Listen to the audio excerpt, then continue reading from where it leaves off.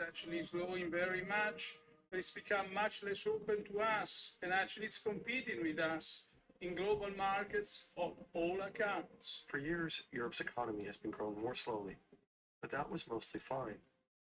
There were only a few small problems. We've lost our main supplier of cheap energy, Russia. American tech companies took over the world, while Europe became dependent on them.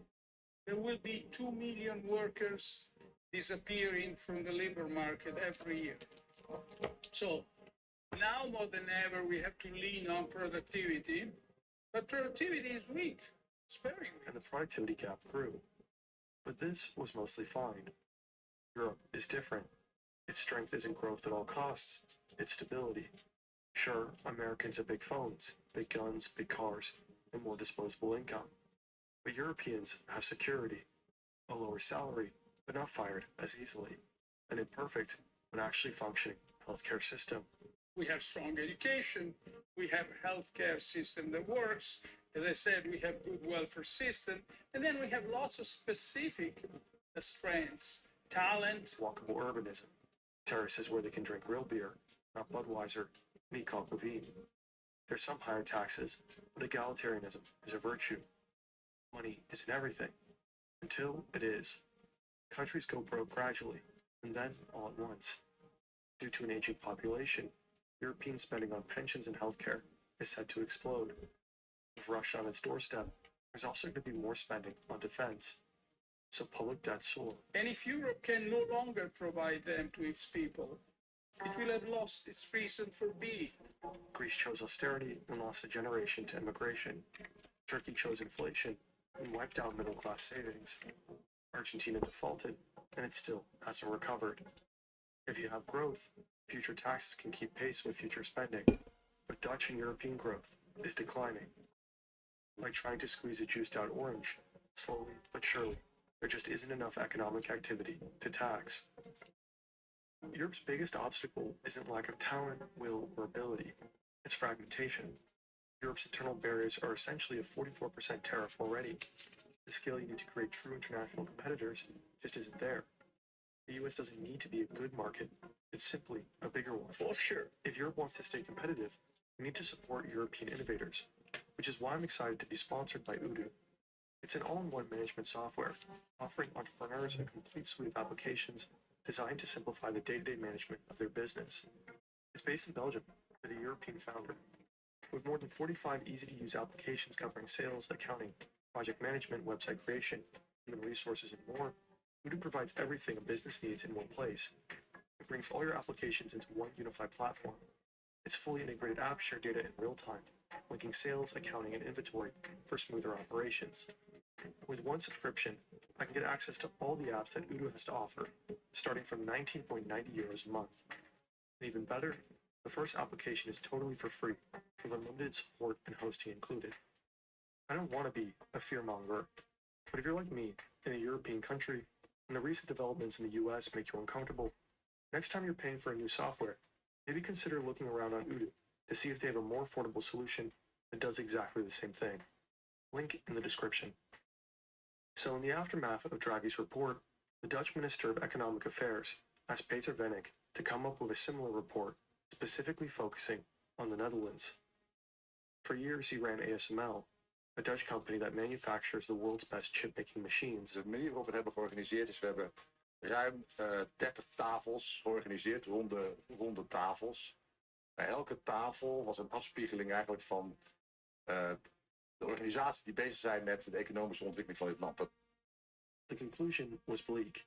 If it stays on the same course, the country will go broke. Dat betekent dat we binnen 5 jaar fors zullen moeten gaan bezuinigen. Op eigenlijk alles. Op onderwijs, op veiligheid, op de zorg, op de infrastructuur. Elk Nederlands huishouden over 10 jaar €7.000 netto minder te besteden heeft. But the Netherlands is also in a strange position. Its public finances are pretty solid. It's well connected to global markets. Unlike Germany, it doesn't depend on energy-intensive heavy industry and doesn't have China knocking. It doesn't share France's luxury boomer benefits approach to budgeting that takes from the young. And with ASML, it has an international technological niche and more leverage than most EU countries. But the Netherlands does have a few problems that set it apart. Maar wat mij duidelijk is geworden in die 30 ronde tafels, is dat die ideeën er wel zijn, waar ik straks wat dieper op in, gaat niet gebeuren. God created the world, but the Dutch made the Netherlands. Unlike France, Germany, or the US, it's always been shaped by one unique constraint. It doesn't have enough land. Half the country is farmland. Around 12% of space in the Netherlands is covered by man-made surfaces, nearly 3 times the European average. It's one of the most densely populated countries in the world. Americans have room to sprawl, but in the Netherlands, every square meter is a zero-sum game. This lack of land is also why the Dutch are culturally predetermined to become unpleasant NIMBYs. Kleuren zijn zeer nauw aan elkaar verwant. Maar zij zeiden het is deze kleur, hemelsblauw, terwijl de vergunning in de vergunning lichtblauw staat. Het is deze kleur. Windmills obstruct people's views. House building makes too much noise. Because of its density, the Dutch power grid is also filled to the brink. There are not enough link-ups to go around. Even when money and the permits for construction are there, things can't get built because there's a 2-year waiting list for a power plug. Als je een grote aansluiting nodig hebt, kun je 8 tot 12 jaar wachten. Het heeft te maken met regelgeving. Kost ons tussen de 10 misschien wel 30 miljard per jaar. De Nederlandse stroomprijzen zijn zodanig hoog dat het de energie-intensieve industrie het land uitjaagt. This turns the well-designed density of the Netherlands into an impossibility. In addition to lack of space on the ground, the Netherlands also suffers from a lack of space in the air. Nearly everything useful you can do with land causes nitrogen pollution. Agriculture, home building, and transportation infrastructure create gases like ammonia that harm the environment and human health. In most of Europe, the gas gets spread out, but in the Netherlands, it's a literal Dutch oven. There's too many cows, factories, and cars in a tiny space, so pollution builds up, and it has nowhere to go. The environment suffers, children start coughing, and because nitrogen levels vastly exceed European limits, nothing gets built. The permits for everything are illegal. De vergunningsprocedures in Nederland duren op zijn gunstigste geval namelijk maar vaak jaren. En dat houdt bijvoorbeeld de uitbouw van de infrastructuur tegen. Elders in andere landen gaat het veel sneller. En kijk dan helemaal naar het stikstofslot. Het stikstofslot kost ons tot 2030 ongeveer 30 miljard euro omzet. Ik denk dat 2/3 van alle investeringsvoorstellen om de energietransitie te doen gewoon stilvallen. Dus vanwege regelgeving. We kunnen niet verder. A common sense solution to this problem would involve making some difficult trade-offs. maybe less cows, more housing, but that tends to be more controversial than you'd think. The lack of space exasperates problems that are faced by everyone in Europe. For decades, like other European countries, the Dutch economy grew simply by putting more people to work. Baby boomers and women entered the labor market. People came in from abroad. There were plenty of hands. Building and growing the economy was easy. While the number of workers increased, each worker's productivity also went up. Mass education meant they worked more efficiently, creating more value per worker. Because both the numbers of workers and the value created per worker increased, the economy boomed. But this is now changing. In the past 20 years, 2/3 of economic growth have come from a larger labor force, not from growing productivity. The classic way to increase productivity is through education. Despite the Netherlands being a well-educated country, Dutch school performance has been dipping for years. Maar als we kijken naar de prestaties in het onderwijs, die dalen al 20 jaar. We zitten onder het gemiddelde van de OESO. En als je kijkt naar de zogenaamde PISA-scores, dat zijn scores voor de basisvaardigheden in taal en in wiskunde en in dus natuurkunde, dan is dat geen dalende trend. Dat is een trend dat lijkt op een ingestorte grafiek. It's one of the EU's top spenders on education, but Dutch teenagers read about as well as those in Slovakia, while being nearly 3 times as rich. Alleen al in het wiskundeonderwijs is 40% minder leerstof aangeboden dan 30 jaar geleden. En de andere landen juist investeren in excellentie. In Dutch tertiary education, the number of students that choose technical degrees is among the lowest in Europe. 20 years of decline, despite successive governments plowing money into education. Luckily, if returns for education declined, Dutch resourcefulness can be relied upon. But despite the Netherlands having a reputation for Calvinist shame, there isn't a single country in the world with a higher share of part-time workers. Dutch people worked 1,450 hours per year on average, compared to 1,740 on average in the OECD. That chilled-out lifestyle is understandably celebrated. Trying too hard would be cringe. A Dutch person can live comfortably without having to live a rat race life. There's no need to be extra. It's all true, but it does also mean that Dutch women earn less over their lifetimes than almost anywhere else in Europe. Despite the Netherlands' progressive reputation, its lower annual work hours are skewed by 60% of Dutch women working part-time jobs. Aside from cultural factors, Dutch taxes on labor are deeply distortionary. Income from working longer is not immediately rewarded. Als ik kijk naar waar wij ons belastingmiddelen vandaan halen en ik vergelijk dat met onze omringende landen, dan halen wij relatief weinig belasting uit de vermogensbelasting op particulieren. Dan halen wij relatief veel belasting, maar ja, het geld moet toch worden opgehaald, uit de inkomstenbelasting. Dus je zou kunnen zeggen dat wij meer dan andere landen een soort renteniers-economie aan het worden zijn, terwijl wij eigenlijk de hardwerkende Nederlander daarvoor laten betalen met hogere tarieven inkomstenbelasting. But in a time of labor market shortages, these incentives matter. The government is spending millions on recruitment campaigns to train more hospital workers, while the average Dutch nurse works 26 hours per week. If all part-time nurses were to work an extra day, that would create the equivalent of 11,000 extra full-time nurses. This would almost solve the entire shortage, and the average nurse still wouldn't be working full-time. Leave it to Dutch culture and financial incentives to make that switch impossible. And even if Dutch people were to start working full-time overnight, that still wouldn't solve its low growth. Because of aging, there's an inevitable hard ceiling on how much working longer hours can bring about. Much of Dutch prosperity comes from an open economy that trades fully with other countries. It has the largest port in Europe, and its economy fundamentally depends on free trade. Unfortunately, the world's largest and second largest economies both use trade as a weapon. A tiny country that depends on 2 big guys playing by the rules will be eaten for dinner, poor and dependent. Luckily, in his report, Renko at least offers some ideas to break the stagnation. Whether they're all individually desirable is a separate matter. He wants to build a €22.5 billion AI gigafactory. He wants to sell state-owned enterprises so the Netherlands can make drones, launch its own satellite fleet, power its ships with nuclear reactors. There's been much debate about Renko's specific prescriptions, but nobody really disagrees with his diagnosis. The Netherlands needs to modernize its labor market, change its education system, make hard choices about how to use its limited space more efficiently. and it's clear that whatever happens, things are going to get a little less placid and comfortable. This past summer, Dutch politicians spent days talking about a mean tweet by country singer Douwe Bob. De meeste Nederlanders zitten denk ik thuis te kijken van, ja, waarom gaat het niet over de woningbouw of de economie? They spent months debating whether it should be legal to kill a single wolf. His name was Bram. He didn't make it. This is not quite the mindset Medics report calls for. The choice is clear.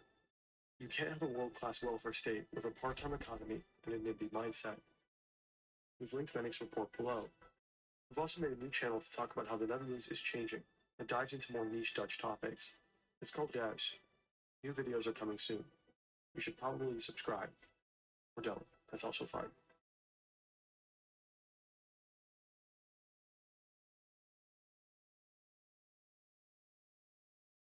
Europe and North America are the two most culturally and economically interlinked continents in the world, yet an ocean stands between them. A colossal number of people travel between the two for work, for family, or for fun, making the North Atlantic the largest and most valuable long-haul aviation market in the world. Logic would then follow that it's the most competitive long-haul aviation market in the world, and while it might look that way sitting at JFK Airport, watching dozens of different European airlines roll by, the logos painted on the side are merely a facade. On the surface, it appears that 33 different airlines.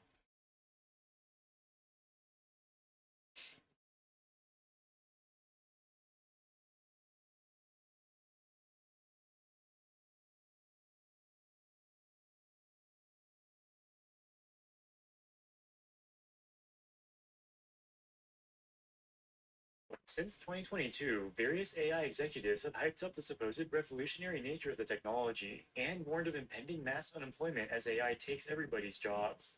We're now in the fourth year of the generative AI hype cycle, and these predictions have not yet been realized. The vast majority of jobs are not replaceable by AI, and the vast majority of people interact with AI only marginally in their daily lives. However, there is one profession that has been disproportionately impacted by AI. Large language models are very good at writing computer code. Many, if not the majority of software engineers, now use AI tools to write and analyze code faster. AI coding is one of the fastest growing segments in the AI industry. The largest AI coding startup is a company called Anysphere, which makes a product called Cursor. Over the past few years, Anysphere has seen its revenue skyrocket and has raised money at a $29 billion valuation. However, AI coding is incredibly compute intensive, resulting in large financial losses for AI coding startups. In this video, we'll take a deep dive into the economics of AI coding, looking specifically at Cursor, which is one of the most popular AI coding tools. Before we get into that, there's one very practical place where AI actually works extremely well. One of the most annoying parts of almost any job isn't the hard work itself, it's explaining how to do the same thing over and over again. And this is one of those cases where AI makes work simpler instead of more complicated. Unlike frontier AI coding tools, today's sponsor Scribe solves a narrow, practical problem, turning what you already do on your computer into clear, reusable documentation. Scribe is a workflow AI platform that captures processes and instantly turns them into step-by-step guides, SOPs, training docs, and how-tos to help teams get work done right without having to explain the same thing twice. Using it is simple. You install the Scribe Chrome extension, click Capture, do the task once like you normally would, and Scribe automatically creates a guide you can share with your team. For example, instead of explaining my YouTube editing process in Premiere Pro over and over, I capture it once with Scribe. It instantly turned that into a clear, step-by-step guide, with clear explanations and screenshots that my team can use on their own. I can share it as a link, embed it, or export it as a PDF. Scribe also has a powerful feature called Guide Me, which overlays instructions directly on the screen so someone can follow a process the exact same way every time, whether that's grabbing data, exporting files, handling admin work, or updating internal tools. It helps people get it right the first time, without confusion or back and forth. If you want to save time and cut down on repetitive work, head to scribe.how/Wall Street, or click the link in the description to try their Chrome extension free, and get even more features with Pro. Anysphere is an AI startup founded by a number of MIT students in 2023. They create a product called Cursor. In the media and across the industry, many people just refer to the company as Cursor. So that's what we'll do in this video too. Cursor is a so-called Integrated Development Environment, or IDE.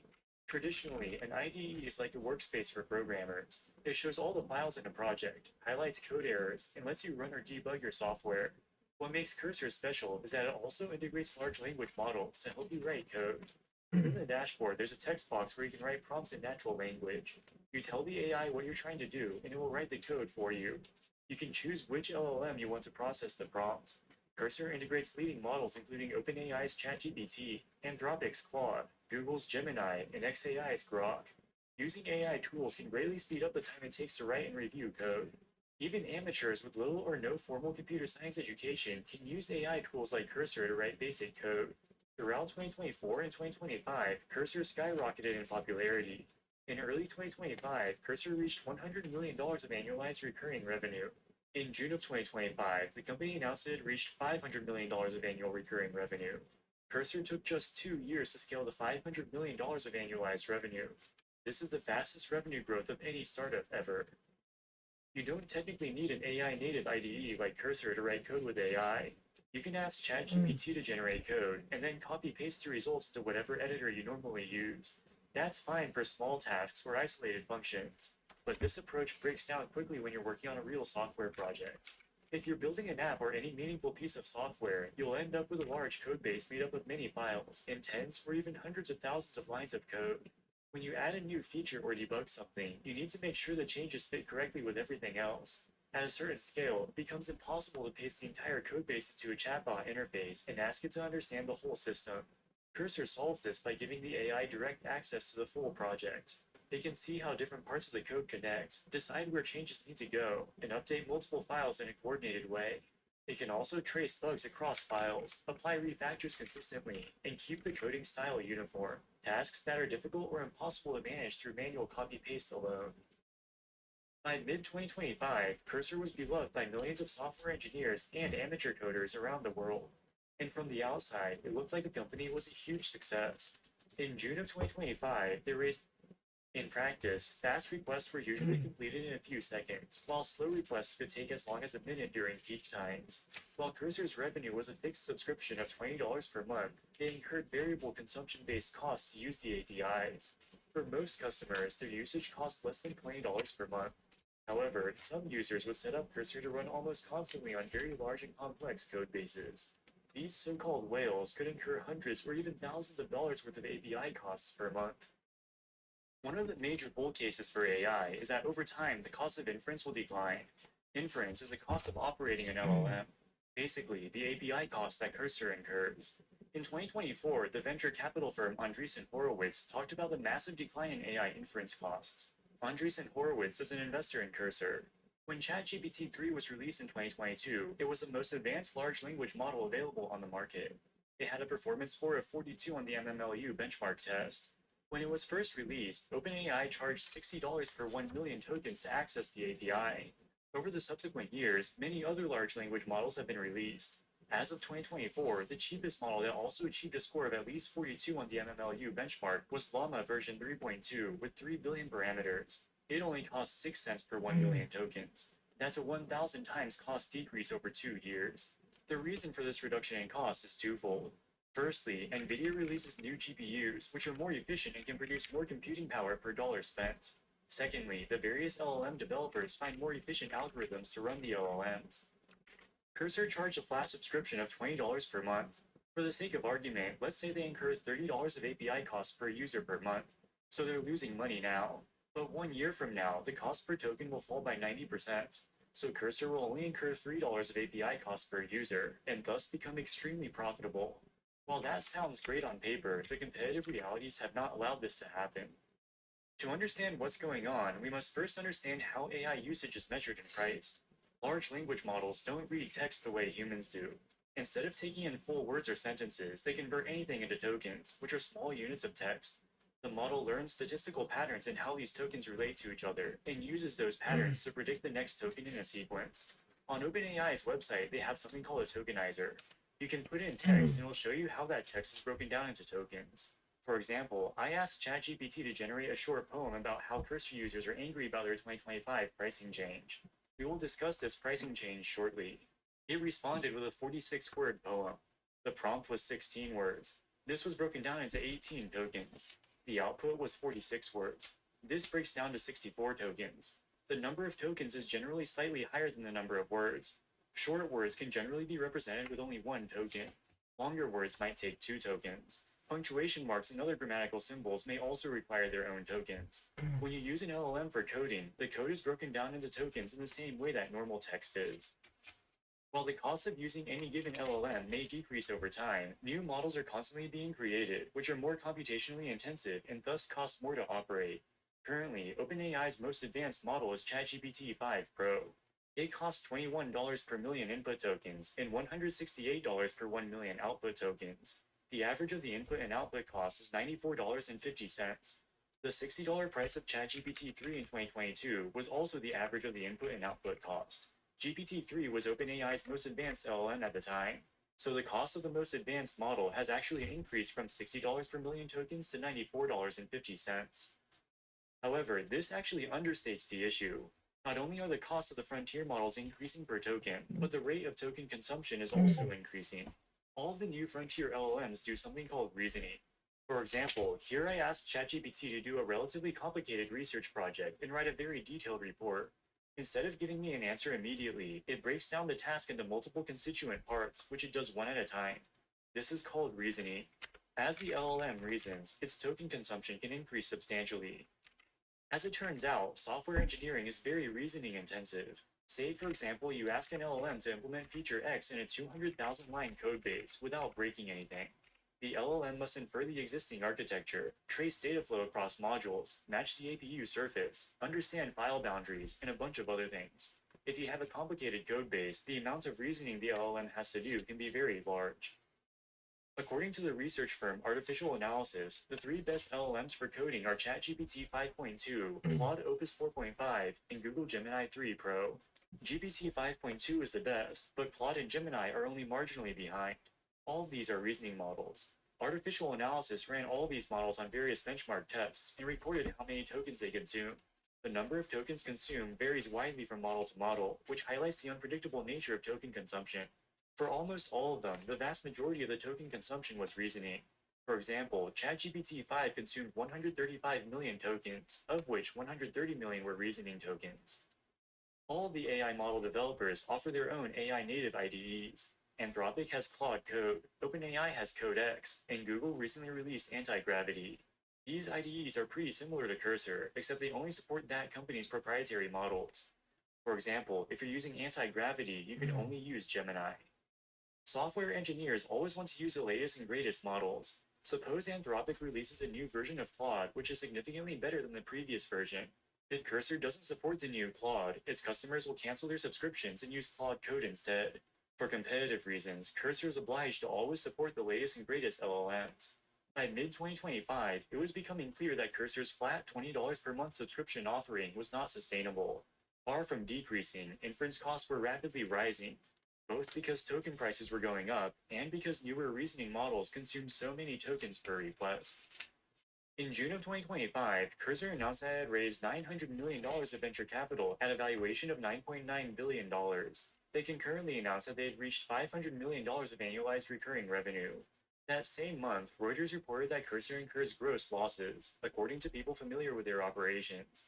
In other words, Cursor's API bills are greater than the revenue they bring in. The losses are attributed to so-called whales, a small percentage of users who have Cursor running almost all the time on complex code bases, thus consuming obscene quantities of tokens. We don't have any good data for exactly how much Cursor loses on its whales, but we do have some data from Claude Code, which is Anthropic's AI native IDE. Claude Code operates 3 subscription plans that cost $17, $100, or $200 per month. Claude Code enforces rolling 5-hour rate limits. Despite the rate limits, some people manage to use the product extremely intensively. Claude Code tells you how many tokens you've consumed. There's a website called Vibrate, where Claude Code users can self-report their token consumption. There are many people who consume tens of thousands of dollars worth of tokens per month, while they're paying at most $200 per month for their subscription. It's probably safe to assume that Cursor was suffering similar losses from its whales. The $20 per month unlimited subscription plan was not sustainable. So in June of 2025, Cursor implemented a radical change to their pricing model. It's now a consumption-based pricing model. You pay $20 per month. This gives you $20 worth of credits, which can be applied towards the usage of frontier models. Cursor is now passing the API costs on directly to the end consumer. If you use more than $20 worth of tokens, you get charged the excess at the end of the month. You can make an unlimited number of requests to the auto mode. For the auto mode, Cursor automatically routes the request to whichever model has the most spare capacity. It generally routes it to an older, less performant model. The usage-based pricing structure has resulted in many Cursor users being hit with large and unpredictable bills. This screenshot was posted by a Cursor user on the Cursor forum. For one single request, Cursor consumed 4.4 million tokens on Claude Sonnet 4 and billed him $12.64. Some of his other requests from earlier that same day only cost a few cents. Remember that each token is approximately equal to 1 word. To put this into context, the entire 7-book Harry Potter series has a little over 1 million words. To consume 4.4 million tokens in one request is like reading the entire Harry Potter series 4 times. So how is it possible to burn through such an obscene number of tokens? The Cursor user was probably working on a large existing project, like an app or a website he's developing. That project already contained thousands or even hundreds of thousands of lines of code. When he asked Cursor to make a change or add a new feature, the AI couldn't just write new code on its own. It had to read through the project to figure out how everything fits together. If the request involved debugging, refactoring, or making changes across different parts of the project, the AI might need to scan the whole thing multiple times. Models like Claude Sonnet also spend a lot of reasoning tokens internally as they break the work into smaller steps. All of that adds up, so even a request that sounds simple to a human can explode into millions of tokens behind the scenes. And because Cursor doesn't tell you beforehand how big the job will be, users can end up with surprisingly large bills from a single request. Using Cursor can now be a very stressful experience. You put in a prompt not knowing whether it will cost a few cents or $10, and whatever output Cursor gives you is not guaranteed to be correct. It often makes mistakes or misunderstands your request. It can hallucinate, so you'll need to give it another prompt to correct the problem, which consumes even more tokens. Cursor basically did a bait and switch. They gained millions of users with their $20 per month unlimited subscription plan. They were able to gain these users because they were offering something that was too good to be true. Now they've massively jacked up the pricing. The end user. The 3 big frontier Farming model or insurance developers, company. OpenAI, Google, and Anthropic, all offer their own AI native IDEs, which are direct competitors to Cursor. Cursor finds itself in a somewhat awkward position of being both a customer and competitor of the AI model developers. Claude Code, Codex, and Google Anti-Gravity all offer subscription-based pricing plans ranging from $17 to $250 per month. The more expensive plans give you higher rate limits. The rate limits are complicated and opaque. They have rolling 5-hour and weekly rate limits, but there is no risk of surprise billing. If you hit the rate limit, they may still process your request, but at a much reduced speed, or you'll just have to wait until your next 5-hour window. Cursor has consumption-based pricing, so you absolutely have the risk of surprise billing. You need to carefully monitor your token usage throughout the month. Despite the intensely competitive landscape, it appears that many programmers are nonetheless willing to swallow Cursor's consumption-based pricing. In November of 2025, Cursor raised $2.3 billion at a $29 billion valuation.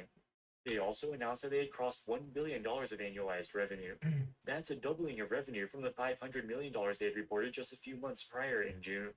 We don't know how many customers Cursor has. It's possible that their number of users declined after the price change, but this was offset by much higher revenue per user.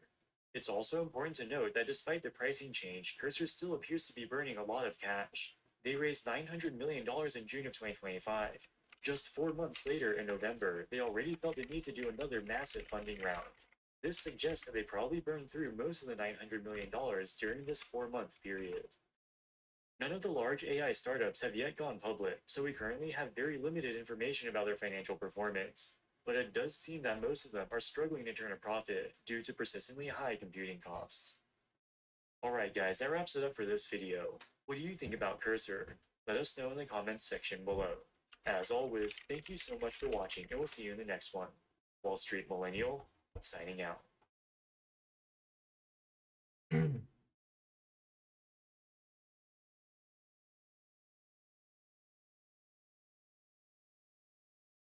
Over the past few years, Silicon Valley has been myopically focused on investing as much money as possible into AI startups. The largest 2 AI startups are OpenAI and Anthropic.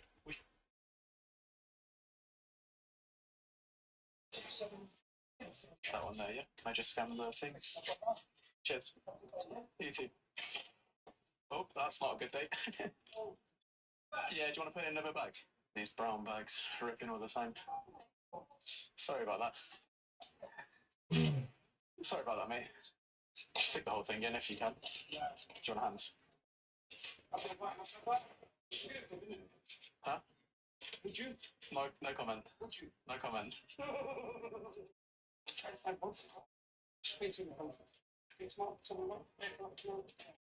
Maybe she wants to be single. I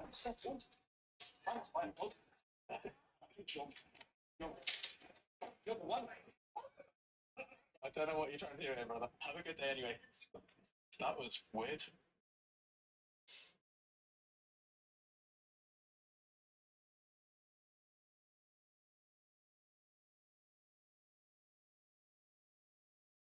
Won't you be safe? There's people out here that care about you. You're my new friend. I'm your neighbor. Going to yard for you, okay? And there's a number I'm gonna give you where you can get on a list for senior citizens, and you can get your grass done and be on the list to get mowed, okay? Won't you be safe? There's people out here that care about you. You're my new friend. I'm your neighbor. Going to yard for you. Ladies and gentlemen, No. I didn't even register.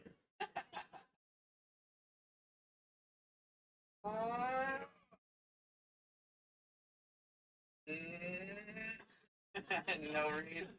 No read. How many get? 5.8? Okay. Oh, that is tough. If I get an 8-1, just squeeze it as hard as you can. Don't let it spin. Did you get a read? No. Oh, what do you get? Did it slip? Yeah, it's already slipping. It's already slipped. Oh, is it slipping in his hand? Okay, what's he got? Alright, ready? Oh, what did he get? Oh, squeeze that as hard as you can. Do not let it twist. All right. And oh. I saw a 7, right? 3. This guy was good. Although he did keep saying that he needed 2 weeks off right at the beginning for a trip to the Finger Lakes. Thursday every 5 minutes. I want to chat. I really do. It's just the rest of my family's at the Finger Lakes right now. I'm supposed to be in the Finger Lakes right now. I told him I was on a hike and snuck away to do this interview.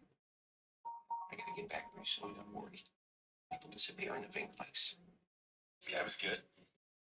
Although he did keep. Put your hands up. Remember, you can't just ignore me. Excuse me, sir. Excuse me. I need you to put your weapon down. I'm a member of Speranza Metro Police. This is a no combat zone unless you're destroying arcs. Are you gonna? Yeah, it's like funny. What do you like?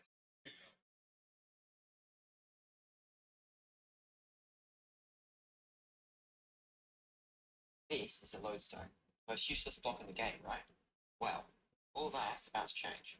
You used to craft lodestones like this, but in recent updates they made them cheaper, so they're now crafted like this. This new accessibility in combination with the new copper golem has now made them one of the best blocks in the game, and I'll show you why.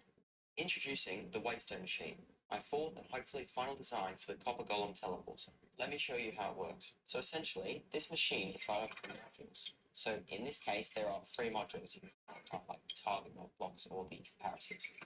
Each one of these modules corresponds to a lodestone. So when I break this lodestone and then place it, it will trigger the mechanism and it will teleport me there. Watch.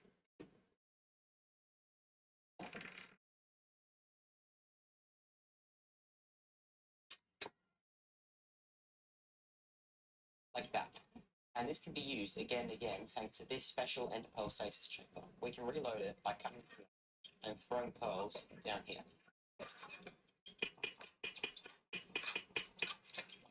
Then pressing this. Now the pearls are primed and ready to be used. I'll show you again, but with this one this time.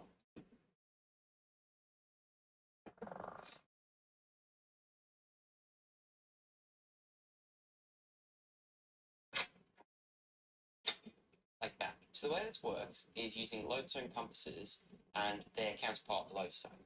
So when you have a lodestone compass pointing to a lodestone like this one in my inventory, you'll see when I put it in a chest, it'll stay locked onto that location. When I then break this lodestone, you'll see that it will still stay locked onto that location until I take it out and put it back into my inventory. Then it breaks.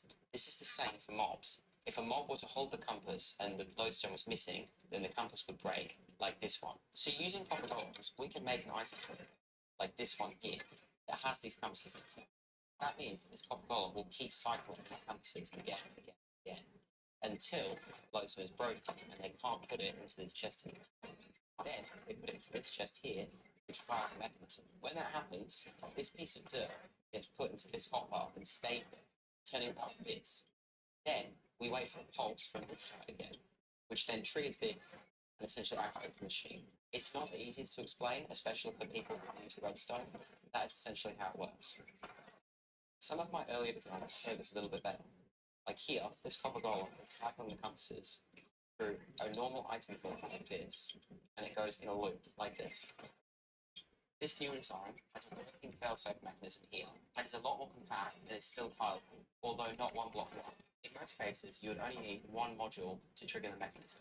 However, if you wanted to come to this place from multiple locations, then you might need multiple modules stacked on each other, just like this. Now, the reason that this is so great Via the is same because this individual lodestone or could be group that anywhere in the witnessed you world, taking the literally test. anywhere, with no range distance limitations, because the track is loaded by these ender pearls. Actually, let me show you. Okay, so now, if I teleport 10 million blocks away, here I am, 10 million blocks away. And if I break this, wait about 5 seconds, and then place it,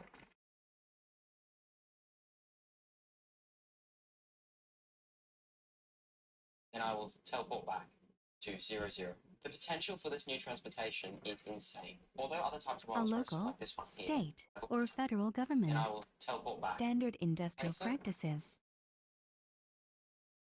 Then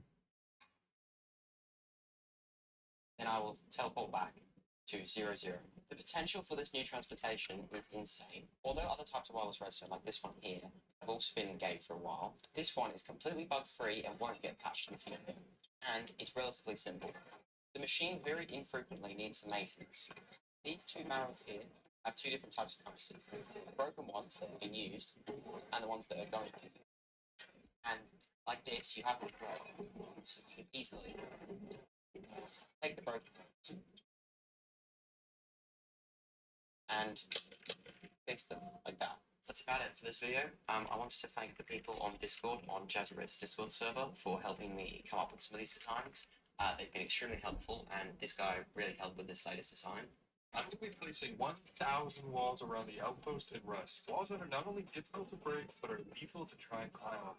But this won't be easy. Not only will I have to farm over 1 million wood, I also need to place the walls without being griefed or attacked by the 500 other players on the server. And in the end, I'll see if what normally would be a busy and thriving safe zone turns into a complete ghost town.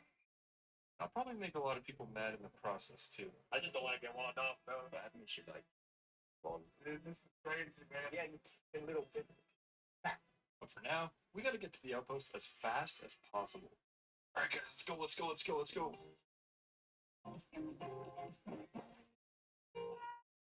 Yo, good bro? No, that was a big fall. Hey.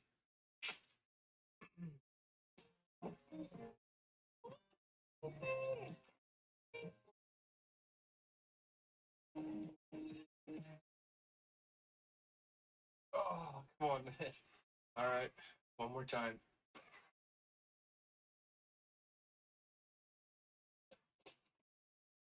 As I approach the outpost, I can't get a good idea of what the map looked like in person. I began thinking about where I would build my base, but I wasn't alone. Gotta get away quick. Players had already reached the outpost, and these two guys were scheming to try and take my loot. But after getting away from them, finally found a spot at the edge of the outpost that would be perfect for building my base. Alright, I think this is the spot. Let's build it here.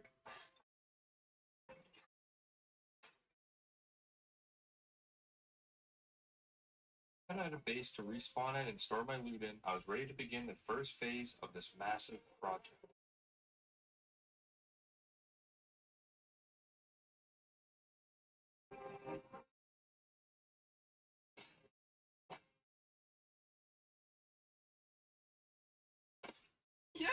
Alright, so you might be wondering what I mean by land ownership. Well, in the case of my master plan, I need a first secure building permission around the entirety of Outposts. And if I'm not fast enough, someone else could build their base in the way of my walls, which would ruin my entire plan. Secure building permission, I'll be placing these pods with a tool cupboard inside, which will prevent anyone else from building in the area around it. Alright, there's one area I want to secure really quickly right now because it's in between two unbuildable areas. If someone builds a base in this area before we do, there's no way other than raiding them that we can build here. So let me do this real quick. This is very important.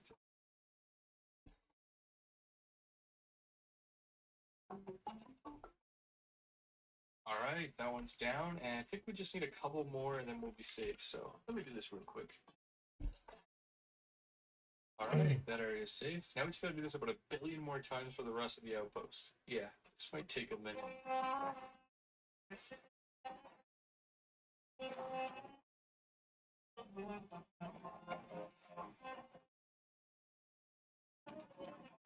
No way, they're building a house there? They have to surround their base with walls. Their base is gonna get enclosed into the outpost.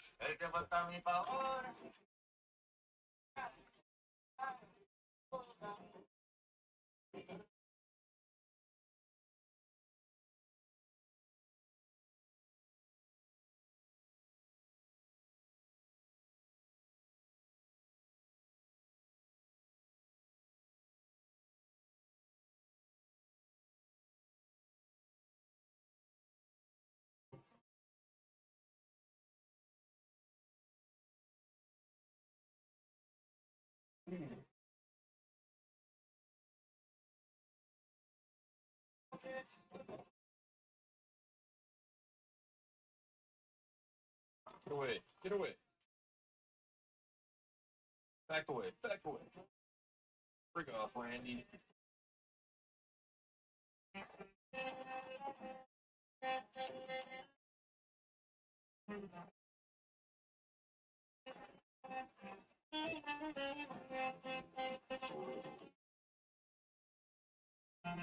It's not worth it, it's not worth it.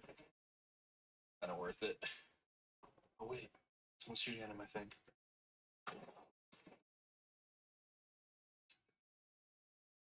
Oh, get him. Got the python. Python, let's go. Oh yeah. Before I was rudely interrupted, I was actually almost done the layer of TCs. So after I bring this python to my base for safekeeping, I'm gonna finish up the last couple of TCs and the ring will be complete.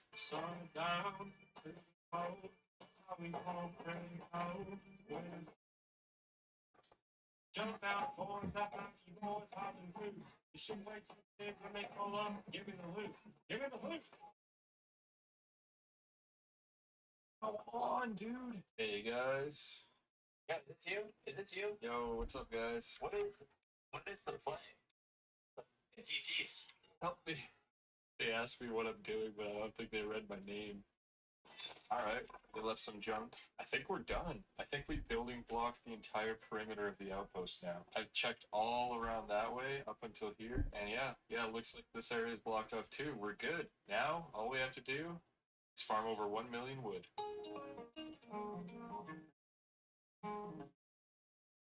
There are many ways to acquire wood and rust. You can do anything from farming trees with the chainsaw or trading in stone for wood at the outpost. And both of these strategies can be significantly boosted while under the influence of ore or wood teas. The problem, however, lies in obtaining these teas. Because the server had just started a few hours ago, nobody had the infrastructure or production to sell these teas on the market yet. So I decided to continue farming without teas until I could source them from someone else or maybe even make them myself. But before going too crazy on farming, I needed to expand my base to include a wood room where I can store all that wood.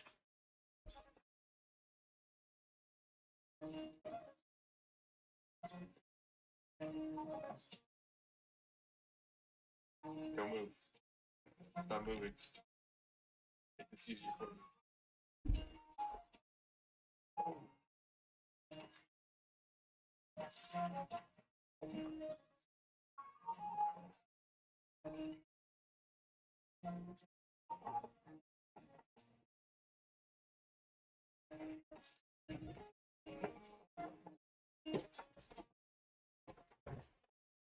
Idea to increase productivity was to make a bear meat pie. This resin addition to rust is normally easy to craft. It gives you a resource gather boost, but for some reason, I couldn't find a single egg for over an hour. Yo. No, brother, I got these components.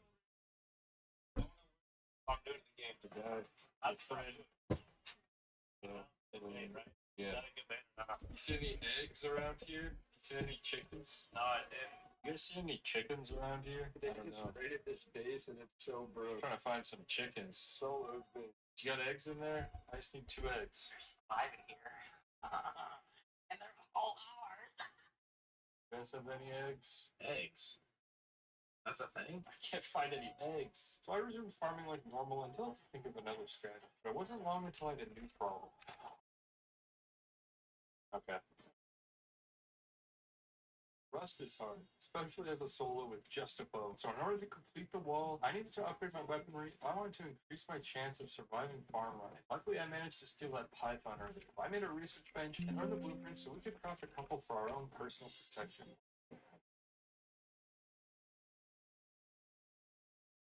And right as I finished crafting my first python, someone tried to steal my horse. Y'all just gotcha.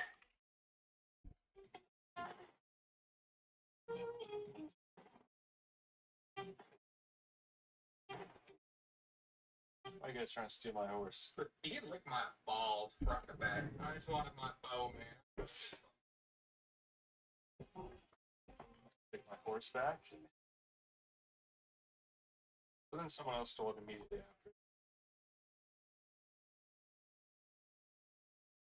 Alright, I don't get a horse. But with my newfound confidence in being a gunman, I started farming. I'm working towards a 1 million.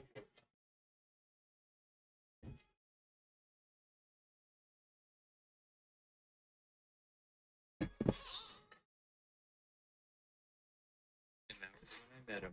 The beekeeper. Well, actually, it was the second time I met him. You lick my balls front to back. You good, man? Get out of here. Hello. Hey. Get out of here, Hey, you rascal. real quick, I'm sorry. I'm sorry.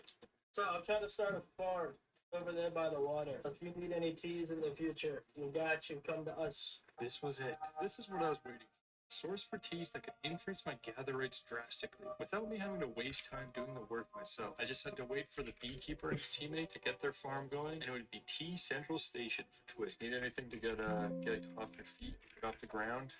Fall is the biggest thing I'd like to do before fall and get down so we can start. This is all I have, but take some stone too. What's your name? Thanks, champion. I don't see your name. Well, man. The ball man. Oh. Let me pull that arrow back out of your kneecap. Come here. I want my arrow. There you go. Okay. Alright, well, I guess I'll keep farming stone until I have some teas ready for me.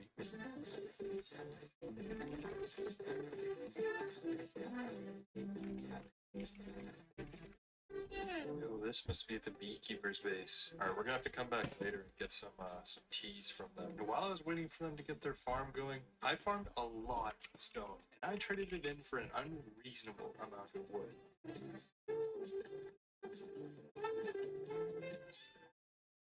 Alright guys, we have about 300,000 wood now.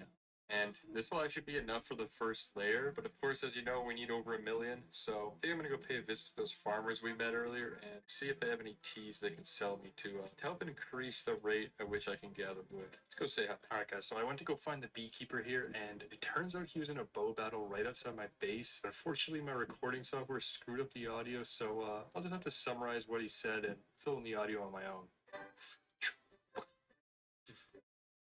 Oh, it's you. Yeah, I was just coming to look for you guys. You have any teas yet? We don't have anything yet. We're kind of getting destroyed out here. Not yet? Okay. Do you think you'll make some, or maybe not? We will, but we're trying to build our base first. Where's your base at? It's at R15.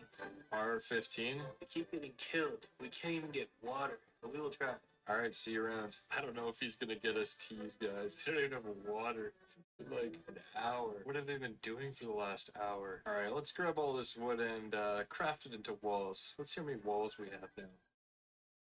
5, 1, 2, 3. Okay, guys, looks like we almost have 200 walls. This is insane. And we're gonna do 1,000, but I think what I'm gonna do is actually just start placing these and kind of lay out how the wall is gonna be in. It's not gonna be complete, but we'll be able to start to annoy people already. So, let's build that wall. Build that wall. Build that wall. Build that wall. Build that wall.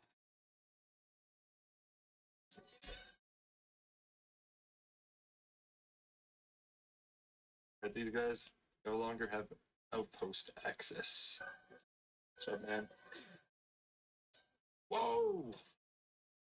Whoa! Why do you have so much walls on you? Look at my name. You should like not wall this off, bro. This is low-key my base, bro. It's your base? Please don't wall it off, bro. I just don't want to get walled off, bro. Low-key, I'm just trying to like play the game, you know? Yeah, I'll leave you a hole. I got you, man. Alright, bro. I appreciate it. At least until I plug it. The wall is already coming together. Ah, this is gonna be beautiful. Just gonna try to leave outpost. I'm expanding the wall as they're trying to leave. This guy's gonna leave outpost, but he can't.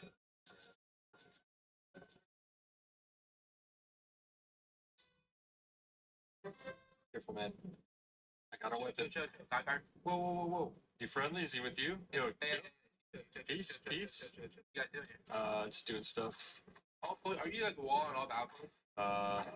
She insane, bro.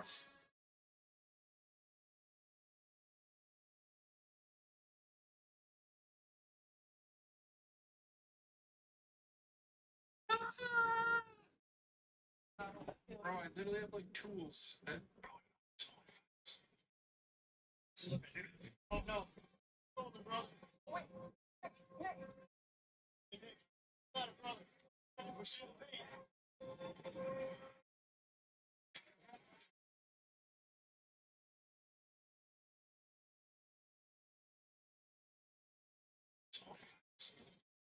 I'm slipping, dude. Oh no. Oh, the brother. Wait. Hey, got it, brother. We're still paying.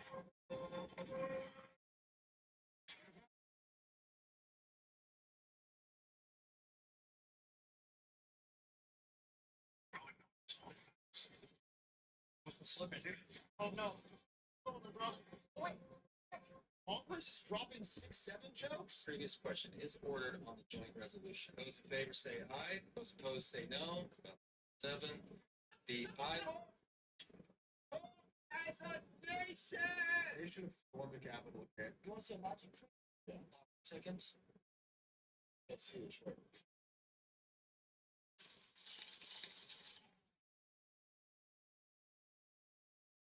Please don't put that on. Is that a good magic trick? That was not bad. That was awesome. But it's turning. That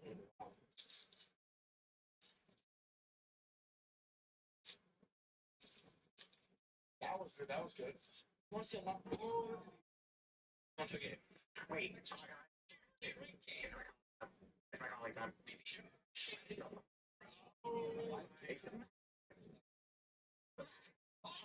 Once again. Once again. Wait.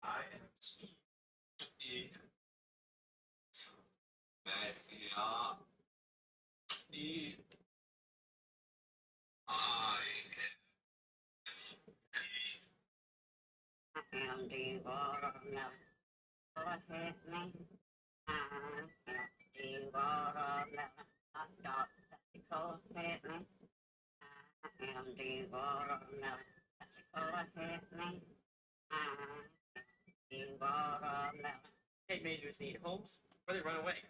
That tape measure stays on the grinder cart. Welding table marks on the grinder cart.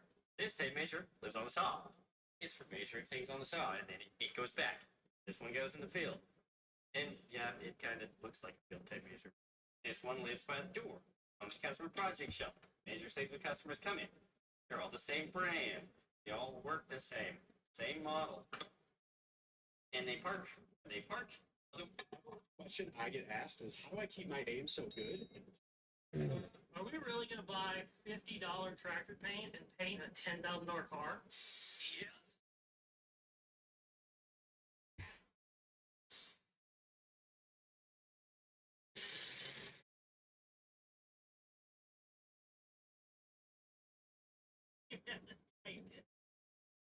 $55 gallon tractor paint. Good. Are we really?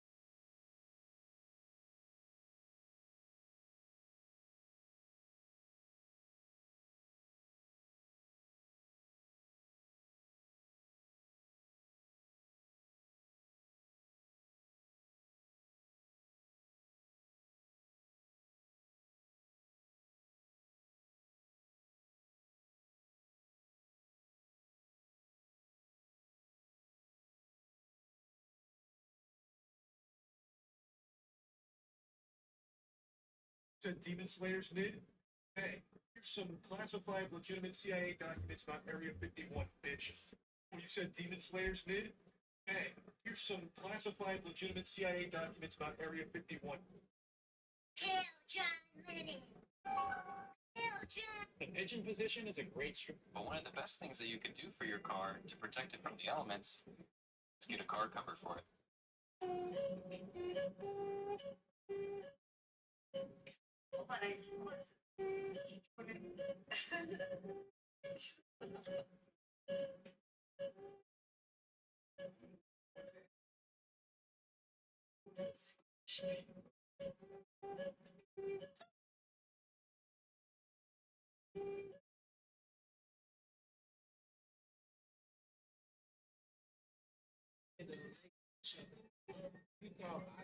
In a state.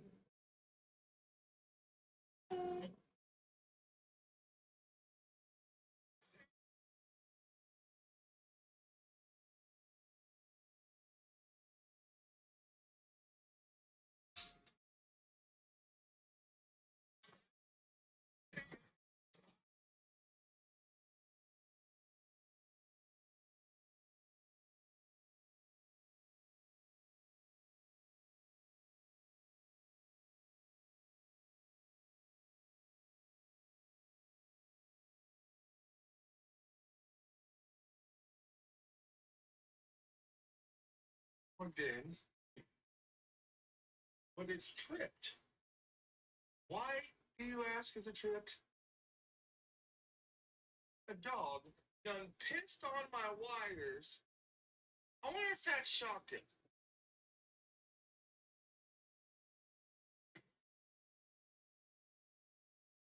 And the lights off. We have no power. But we're plugged.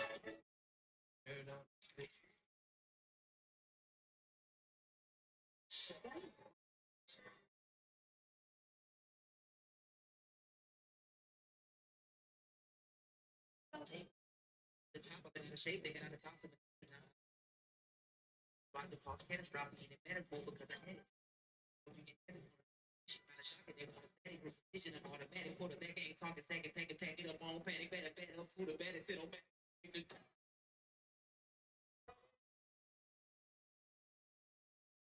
The top of it in the shape, they got out of why the cost catastrophic and manageable because I had it. And I thought she kind of shocking. Vision of automatic quarterback ain't talking second, pack it up on panic, better put up.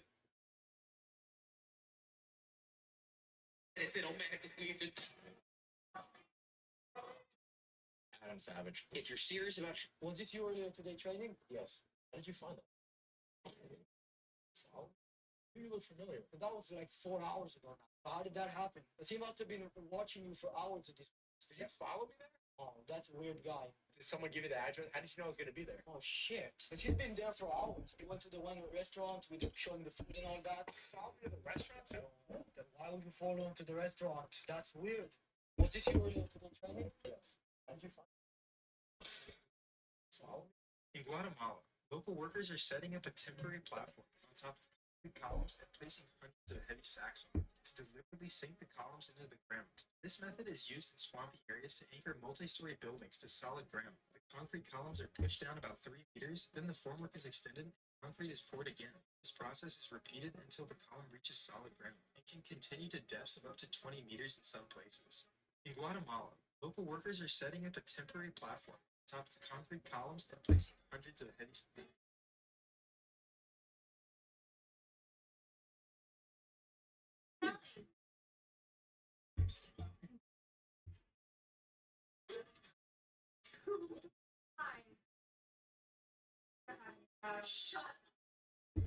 You're actually a permanent stuff, right? The thing is, first thing, how's it going, boss?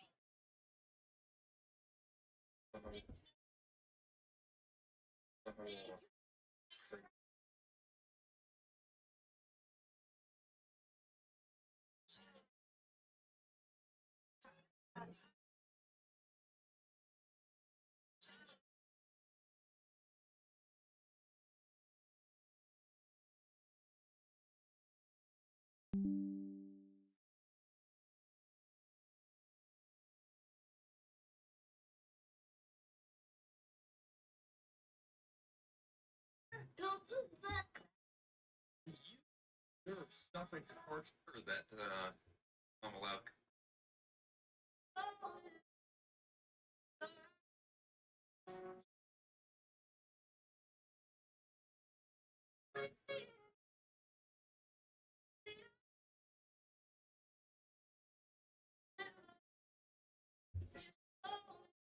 Tradesman's reaction.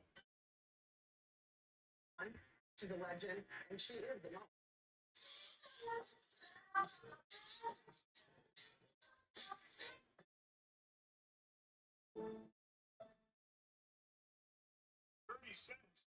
bro. For $4 and a 40 bro budget. Price cut $2.78. Not my budget. Not my budget. What the heck? Those are your favorite chips. I'm getting all of them. I'm getting all of them. Every single one. I'm getting all of them. 30 cents. Too much, bro. 2 for $4 and a 40 bro budget. Price cut $2.78. Not my budget. Not my budget. What the heck? Those are your favorite chips. I'm getting all of them. I'm getting all of them.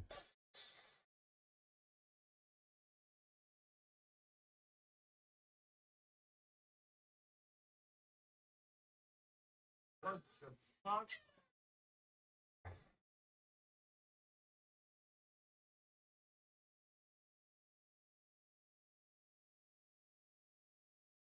What the fuck?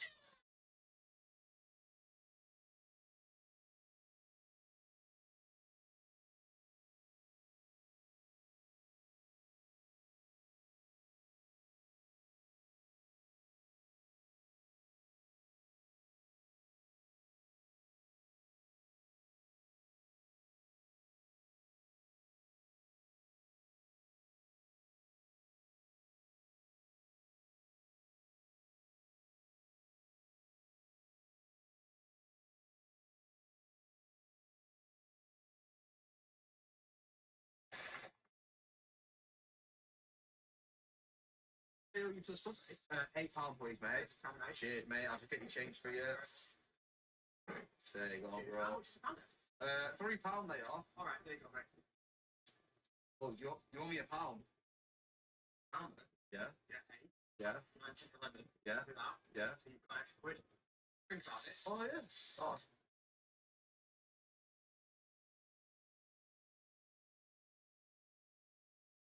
Nice one. Oh, cheers, mate. Thanks. Oh, what a guy. Teaching nice.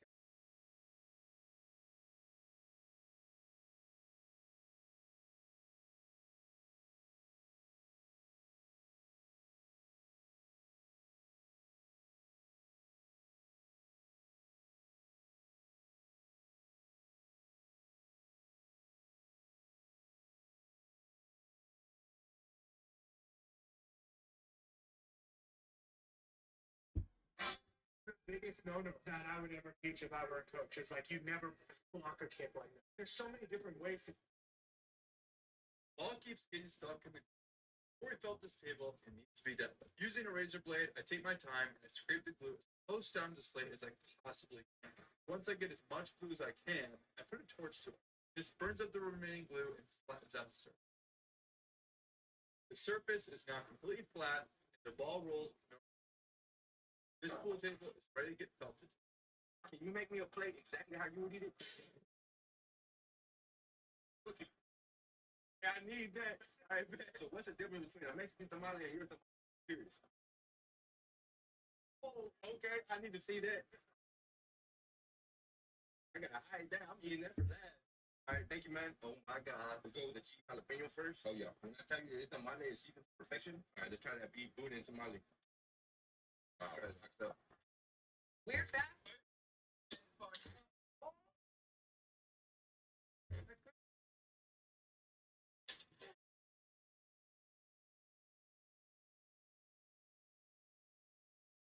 This power coupling is made up of 30. This power coupling is made up of 36 individual structural components. This was hard to build, and I want to show you how we did it. I'm going to be cutting some plates that are going to fall. We're twins. She has astigmatism. We're back. It's only been 20 years with astigmatism and presbyopia. And so is you. Introducing the first and only. I did not travel between dimensions to dance.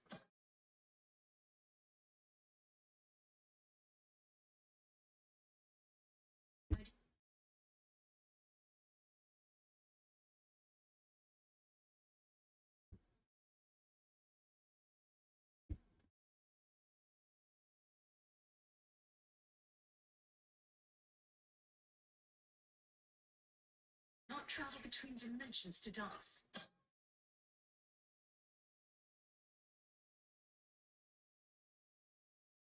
I did not travel between dimensions to dance.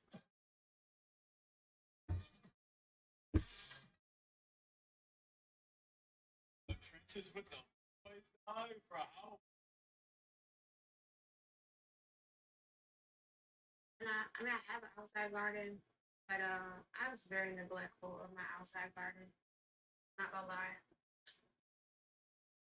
It's just because my inside garden is right here, you know, it's real easy to get up and just.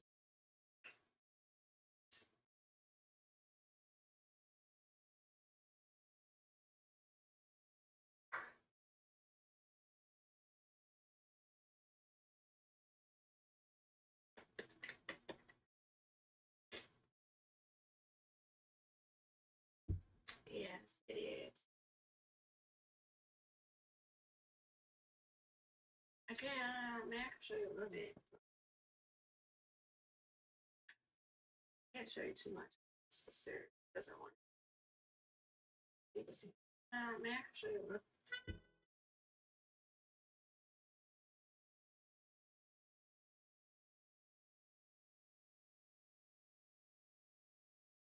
And you see Mitchell took the center. And you see.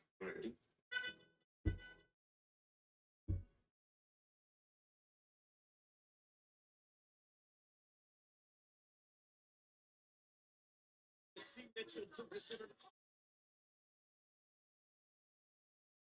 And you see Mitchell took the center. And you see Mitchell took the center.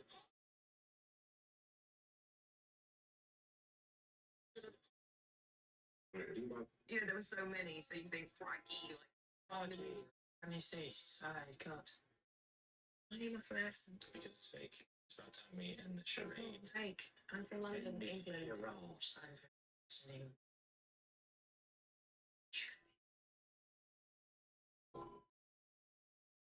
You know, there were so many, so you think, crikey, like, which one? Let me see. I got. I need my first. Because it's fake. It's about time we end the It's charade. not fake. I'm from London, England. You're wrong. I'm listening.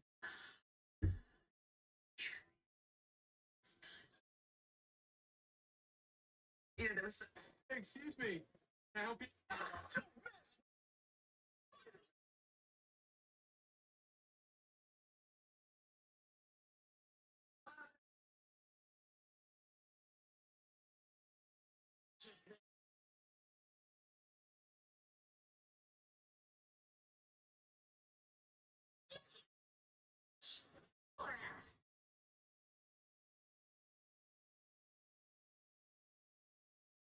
If you don't know me, my name is Portia, and my goal is to help you find a work from home job. Today's company is the Doctor's Company, and they're hiring for a member advocate customer service representative. Remember, if this job isn't up by the time you see the video, go to the careers page and check to see what else. Entry level friendly, and there are no state restrictions. If you want more job leads, comment what kind of job. All right, when you complete your cut, don't stop. Tell your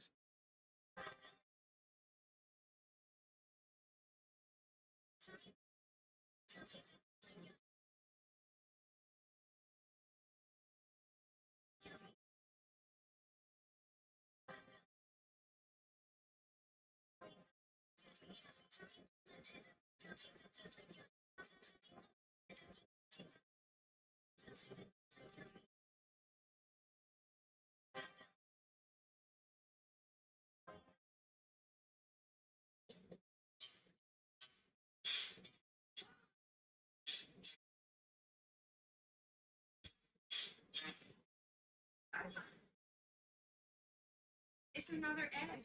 I was gonna say that.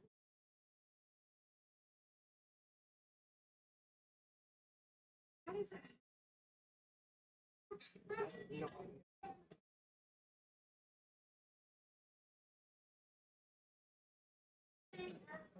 Secure the area. Secure the show you how solo key intersection clearing actually works as a solo operator. back, you ready? All right. Back, you ready? All right. Yeah. Right here, hold on. Hold. All right, spread the legs out a little bit. Lean forward. All right, both bend the elbows. Right there. You see the red dot, correct? See the red dot? Just close one of your eyes. Look through the glass. You don't see it? I see it. All right, slowly pull the trigger. It's supposed to scare you. Don't drop the gun. Just hold it. You're good. Go. All right, go again. I see it. You got it. There you go. Stand. All right, take your finger out. Back, get ready. All right. Yeah. Right here, hold on. All right, spread the legs out a little bit. Lean forward. All right, both bend the elbows. Oh, they all buddies. They beating up. Oh,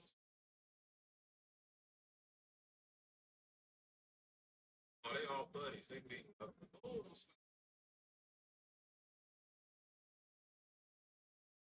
Oh, they all buddies. They beating up. Oh,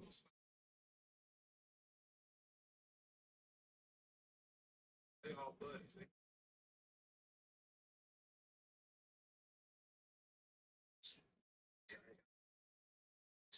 Markers, pencils, all that. My socket set. That's better than reaper. Then you need that shit. Probably just take like a 2-3 minute shit and shoot it. What if you just didn't do it? Yeah, here. I can try for a minute. The biggest thing for me, it sounds, I don't know, but everything I'm sitting down is work right now. Disrespect that. So I'm just trying to not to it. And just focus on your breathing. Then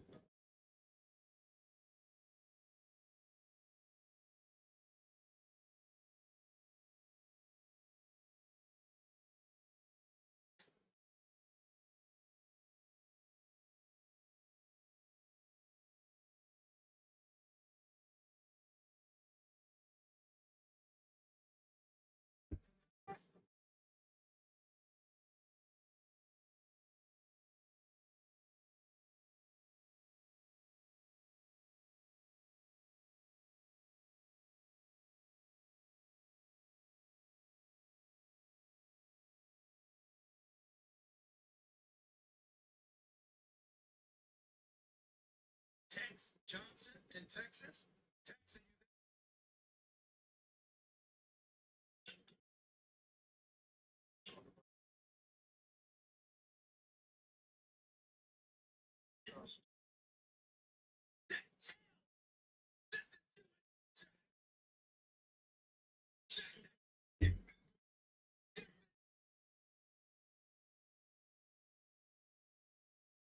with what? Tex Johnson and Do you know you can enable a visual cue for strategy? Very well. Am I? Okay, I'm sorry, I did not know that.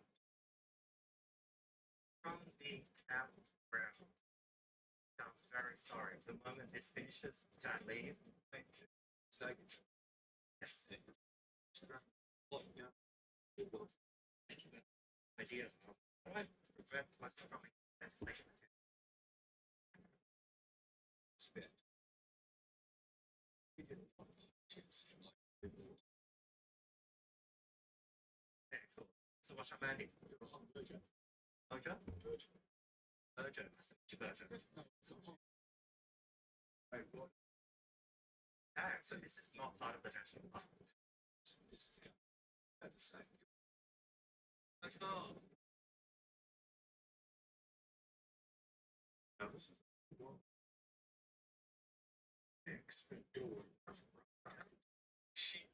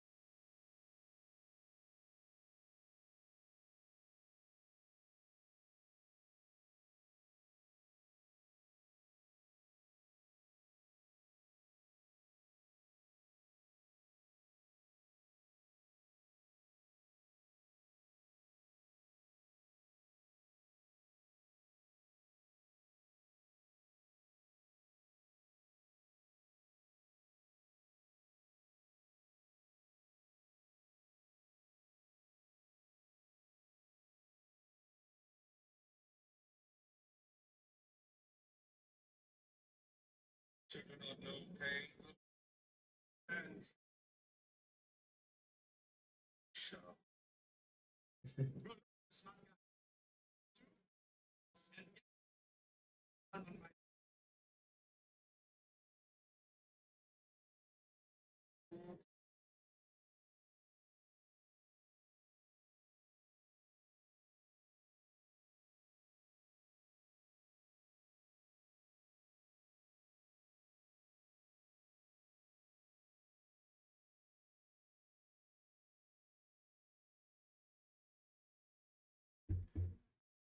Power seat.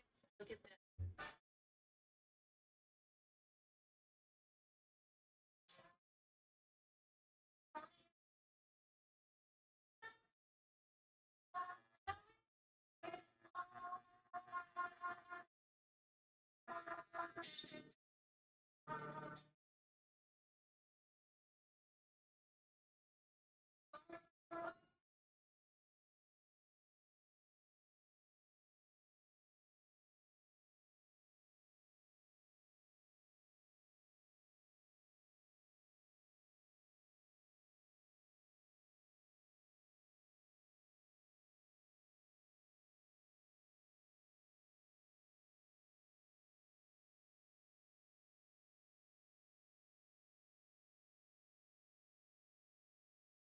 Cantilever brackets allow you to fix things.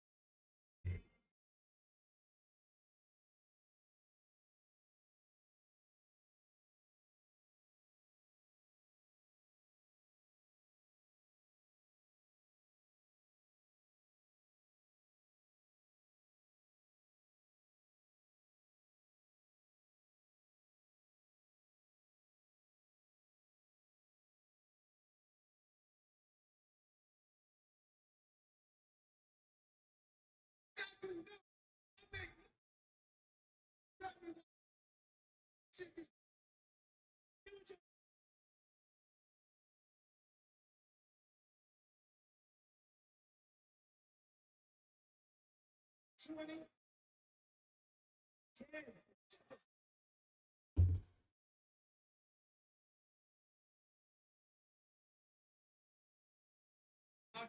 Oh, is this how you stop? If there's no bus there, like, I have to get down. I'm gonna step right there. Yeah. Yeah. Stay away. Yeah, respect, bro. Take it easy, bro. Alright.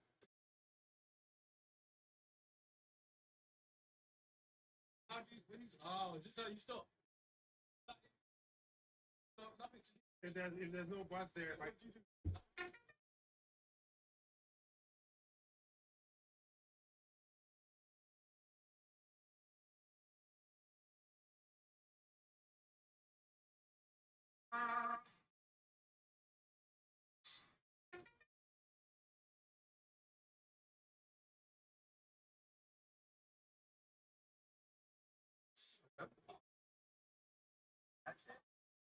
Straighten it out. Make sure. Tighten this up. Right? Or more for a whole.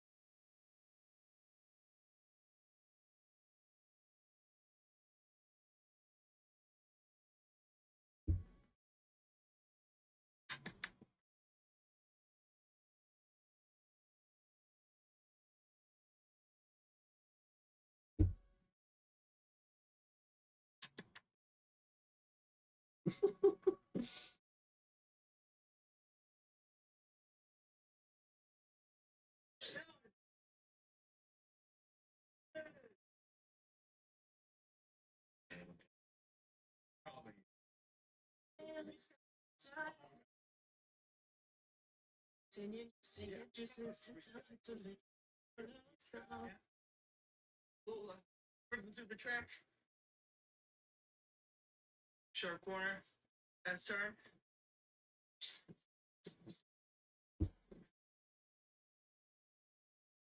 Oh, the hairpin corner.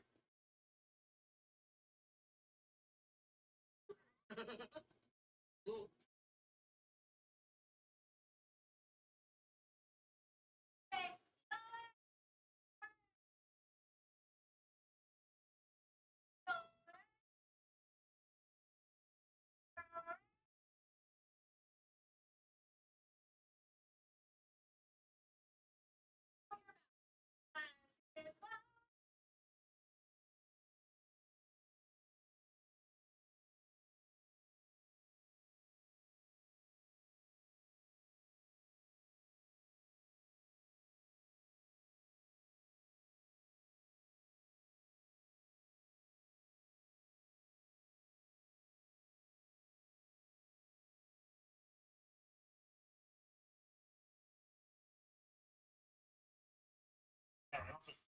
Just hold it, just hold it.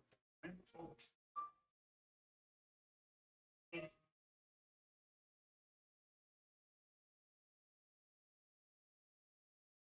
First of all, Clyde is incredible. First of all, Clyde. Give me the fuck off this. God damn it. What the fuck? Let's work out.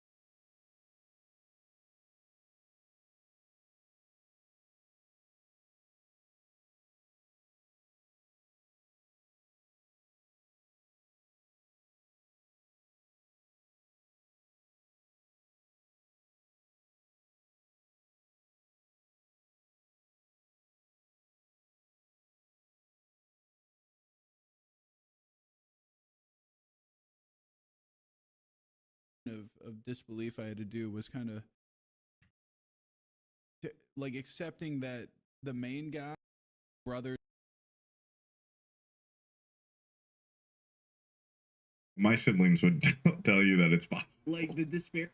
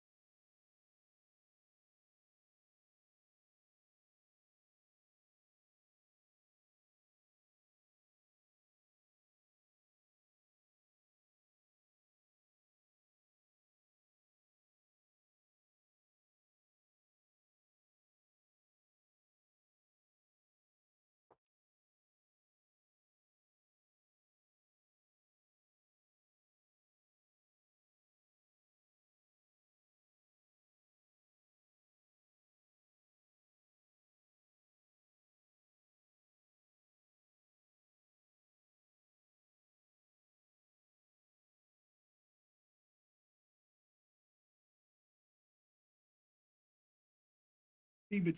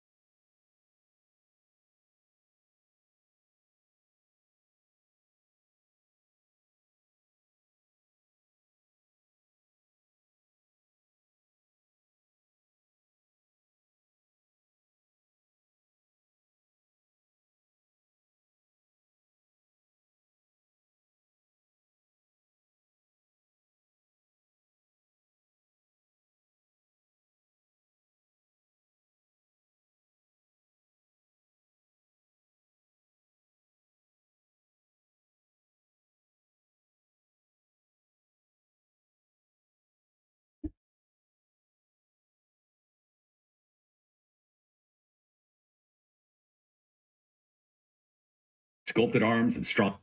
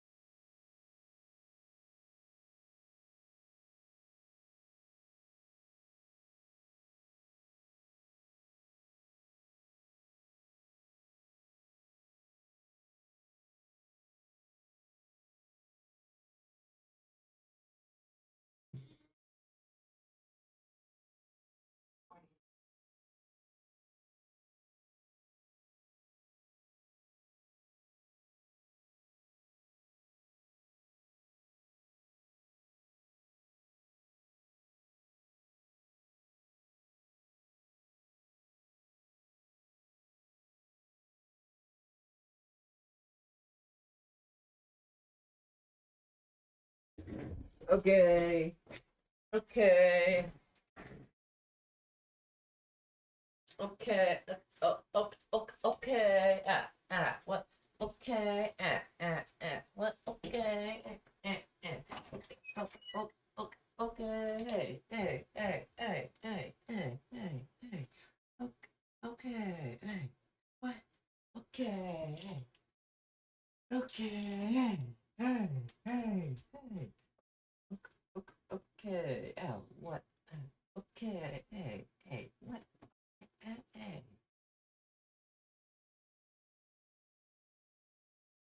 A little bit of this, a little bit of that. A little bit. I'm probably know this.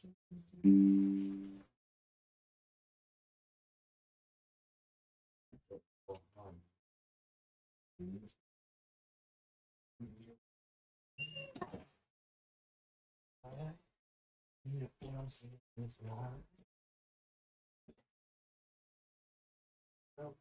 singing this right, hitting this right, I'm hitting this right. Oh, you can tell this is my right. I'm gonna go catch a fly. You fly. I'm gonna go and I let it fly.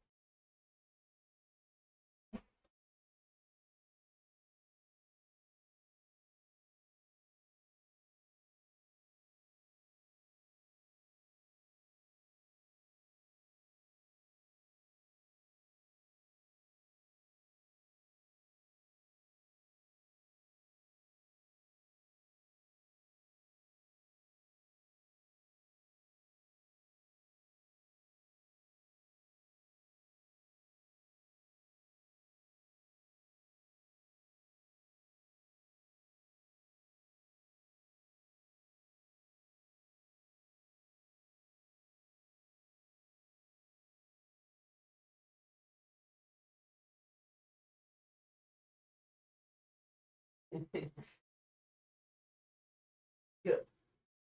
Get up. Get up. Figure it out, Rue.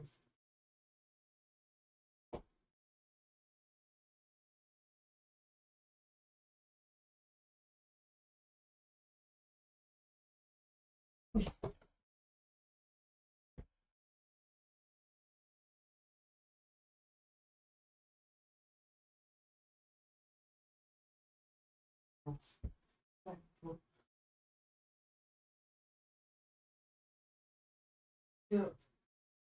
Get up. Get up. Get up. Get up. Get up. Get up. You have a leg up, you now what? You could push off if you wanted. You could push. You could push. Get up. Get up.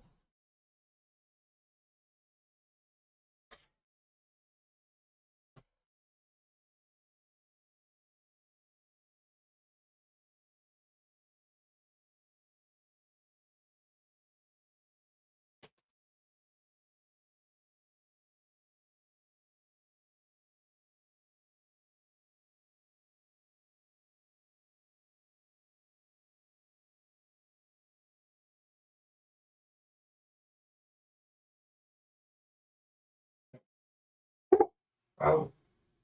Oh. Oh. Oh. Oh. Oh.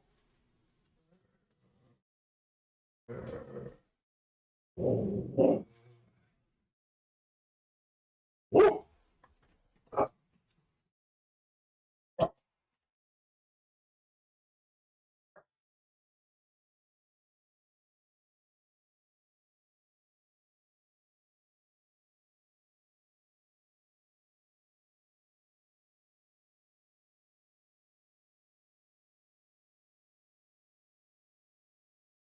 Oh.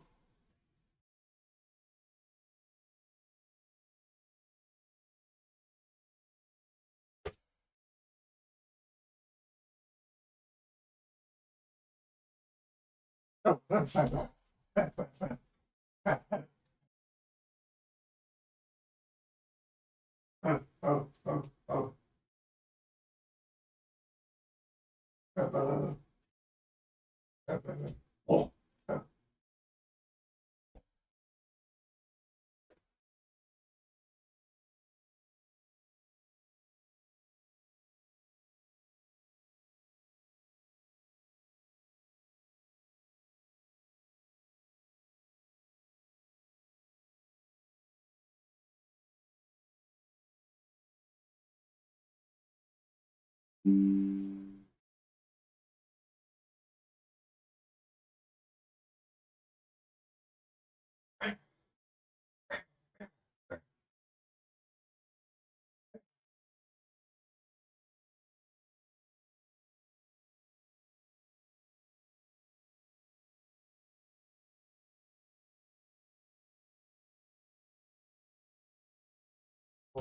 Omelet. Omelet, dog.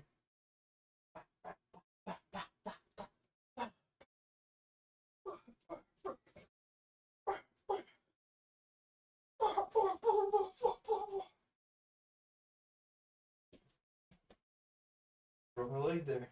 Can't do anything. I'm in this position. Only way out is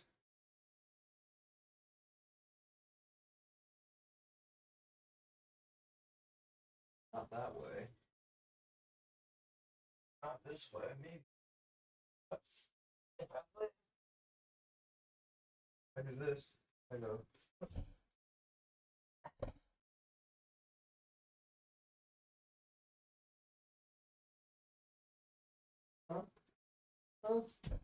I got you like this.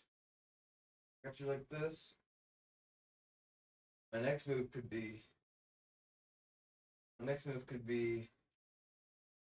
To get over there, like across this leg, right? Slide it down here, so where it will be, right? Here, so here, and when I'm here,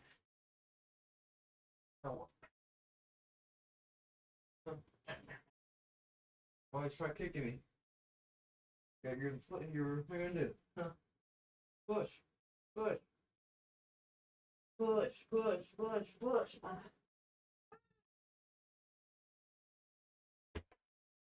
See that already pushed me off.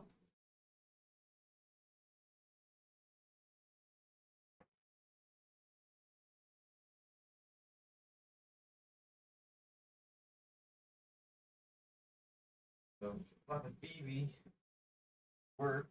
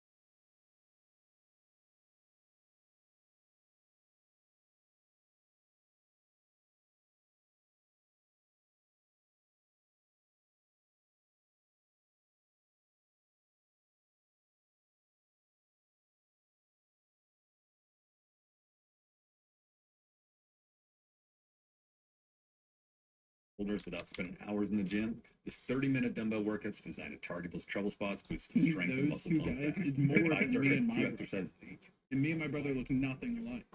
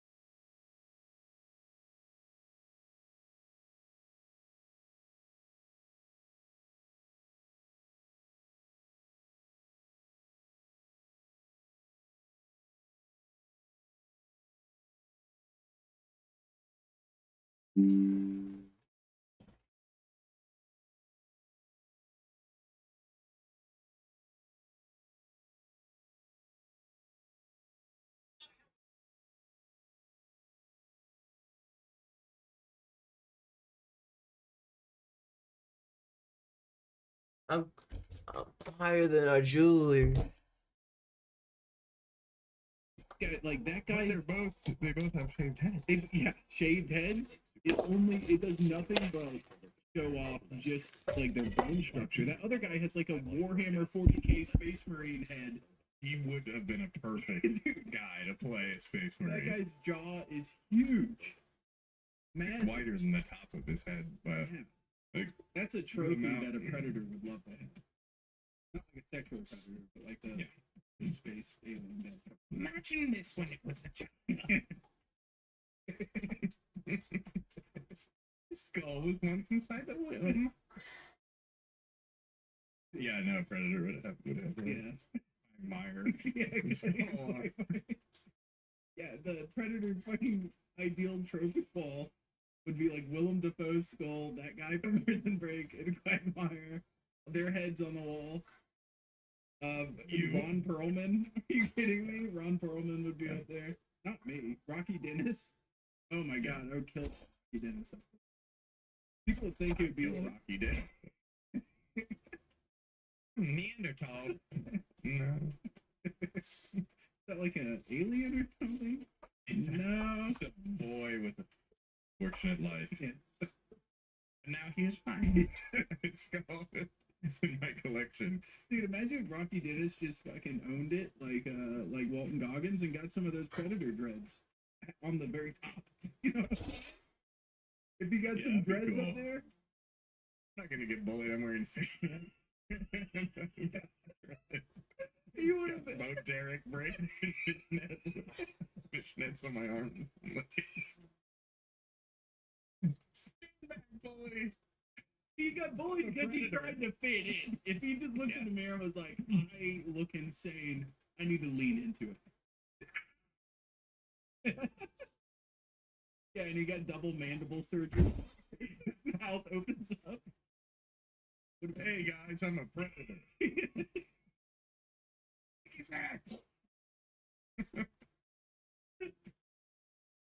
You came here to meet a 15-year-old girl. Did I tell this on the podcast? But when I was doing that video with Swagger Souls, in the middle of the video, lasagna. Yeah, it's a lasagna thing. In the middle of it, he like pulled down his mask to like eat some, and I look at his face, and I look back at the camera. I go, I know what he looks like, guys. I go, he looks just like Rocky Dennis, but you can't see because they blurred it out. They cut that out of the video. Yeah. And then I look at him. I go, unless you want to prove otherwise, and he's like. That's unfortunate. Yeah. No balls. Well, he should have just fucking put a Rocky Dennis like face like rotoscoped in there. It would have been a funny. Funny. You want to know it's easy? I'm doing observational commentary. I bought this at Whole Foods because they didn't have Diet Coke, and I was like, Whole Foods soda. It's gotta be probably pretty good for you. I thought it's like one of those probiotic drinks or whatever. It's like 200 calories and 45 grams of sugar. It's more than a regular Coke. I know. It's worse than a regular Coke, and it just tastes like cough syrup. I bought like 12 of them. Wait a second. Hold on. Coca-Cola. What is 12-ounce can? 180 calories, 45 grams of sugar. I gotta see the. Okay. Oh wait. A 12-ounce serving of Coca-Cola contains 180 calories. Let me see that again. How much is it? 180. 180. How many grams of sugar? 45. Coca-Cola is 39. What's in that, dude? It's just water, sugar, and flavor. That's it? Let me see the I drank like three of these before I read the fucking bag. I don't even think it's caffeine. What's the living for you? Caffeine free, dude. It just gives you a sugar rush. Hey, you know what? You know what's killer? Like a LaCroix. It's Diet Dr. Pepper. Okay. Look at that. 0 calories. 0. Yeah, look at all those other ingredients. Who fucking gives a shit? Those are probably carcinogens. This is just doctor in the title. It has to be good for you. Real men drink cherry vanilla cream. Foods Market. Scammed. You got absolutely scammed. It's like trying to do. I'm like cherry vanilla. That's like cream and crimson. Like this would be like I'm supporting the IU football team in their championship, and then I got really bad sugar. Yeah. I got really bad sugar belly. Yep. I start getting all hopped up. It's not. I thought I was getting sick. I just haven't had like a real soda in so long, and then I drank 3 of them. Dude, what's crazy is when you drink this stuff laced with aspartame, which is I think nectar of the gods. It makes my mouth water. I love aspartame, dude. Kind of like an aspartame. I should see if aspartame has merch. Can you just get pure aspartame? Do a fucking line of aspartame. That would rock. Do you think it's a powder? We could make it in one. Yeah, you want aspartame bump? I forget where I was going with this, but when you drink aspartame, something. Oh no! After drinking this for a while, going back to like a regular full-blooded. That's what my grandma. That's a full-blooded Coke. We used to only drink the diet ones. Drinking a regular one, it has weird mouth feel. Makes your mouth feel like your teeth feel fuzzy. It's gross. The Coke Zero for the first time the other day, and I was like, "What is this? Like, what's the?" It's just a Diet Coke, but it doesn't taste. It tastes like regular Coke, but with no sugar in it. It's like you just made a commercial for it. Yeah, it's like the flavor of the original Coke, but with the benefit of it now. I just couldn't tell if I liked it or not. Yeah, I think it's like it's own thing, its own flavor. That's black gold. Okay, I did see a T-shirt someone made where it's a pack of cigarettes, and instead of cigarettes in it, it's just Diet Coke cans sticking out of the pack, which I thought that was an awesome T-shirt. But Diet Cokes have a certain I don't know. They have a certain like they're addictive in a way that are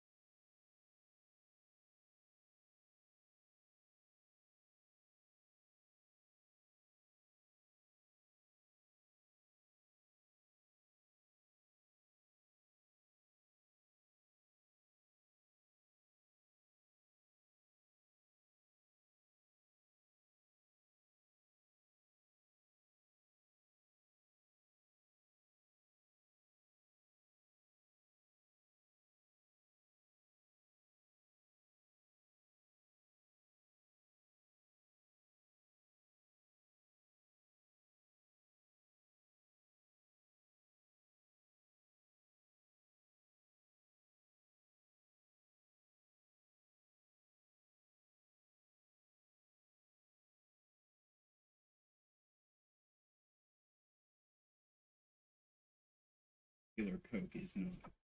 They're like the slurm of the beverage world. Yeah, I'm getting a little bit of withdrawals because I've been out for a couple days and I got these to fill in and really You bought poison. Okay, you need to go back. Really, You need to come back. so many leftover drinks because that bachelor party. Say right now, only full 24 pack unopened sleeve of Sprite. Nobody's touched it. Nobody touched it that entire weekend. I haven't even been tempted once. I haven't drank it since. And I don't even fucking hate Sprite.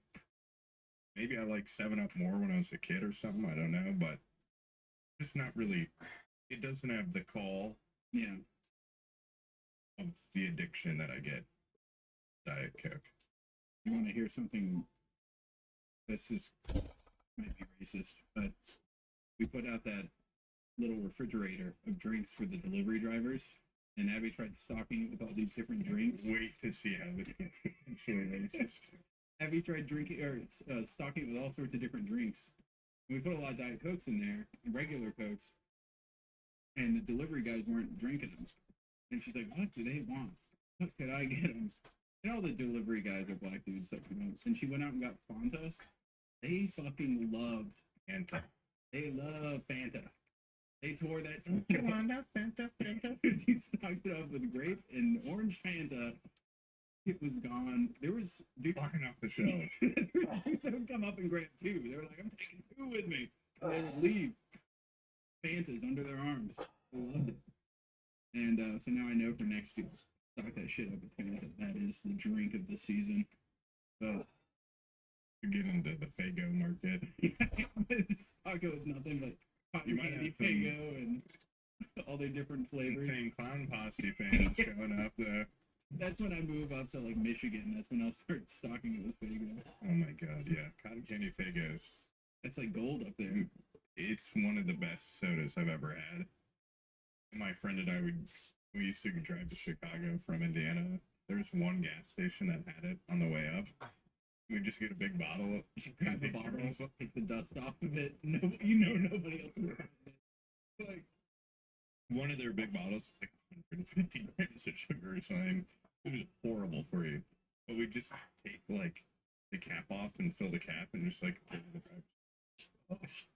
And you couldn't make a bottle so long. Yeah, we just needed the flavor, like the essence. Yeah. We were trying to push those on our friends in Chicago so hard. We like, you just got it. Like it's gonna blow your fucking mind, and every person would be like, "It's the sugariest thing I've ever tried in my life." Wait, just do a cap full. Like, I don't want to drink a fucking cap. How would it still have like fizzy? You're constantly opening it and doesn't need it. It's a secret. Hey guys, if there's any like scientists busy when I opened it in the audience, I have a real question to ask because me and my brother had a not like a fight over this, but it almost turned physical because we're in disagreement. When you take like a 2 liter and you pour some, and then in order to retain the fizziness, if you cap it, does it retain fizziness better than if you push all the air remaining out and then cap it?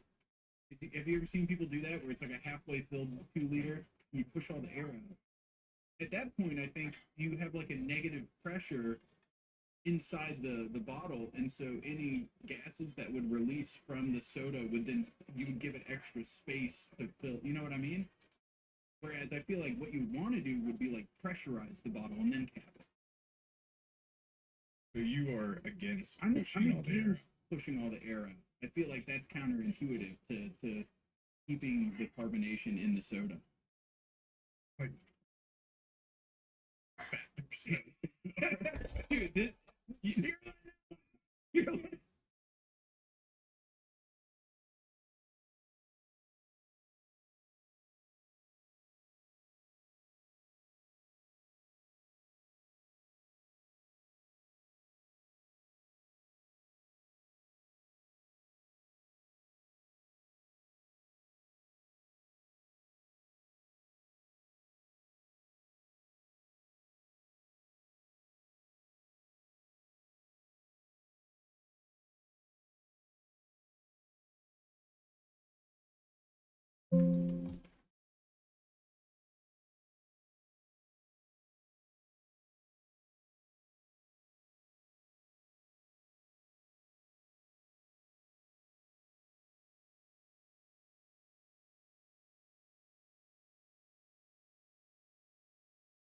carbonation, a fat person argument? What, in the fattest country in the fucking world? Yeah. This is what this country was built on, was arguments like this, okay? Well, how do I maintain crispness in my soda? It needs to stay crisp, okay? It needs to keep the crispiness to it. If I have a flat soda, I get angry, okay? And then my family's in danger, all right? I haven't even seen people get 2 liters in so long. Unless I'm like getting takeout from a pizza place or something. Well, when you have kids, you get 2 liters because they'll crack open a soda and then just take one sip and walk away. But 2 liters, it's like you can pour them just like a little bit into a cup. A cap? Yeah, like full amount. 5 caps worth. And because we're not quite like almond moms, we're like a little bit in between that and a regular parent. You know? 5 caps worth. Yeah. What I need to do is I need to figure out how to get. By the way, my favorite part of the Fallout season so far is that guy that runs the little cap factory where he has all the little kids, the slave labor.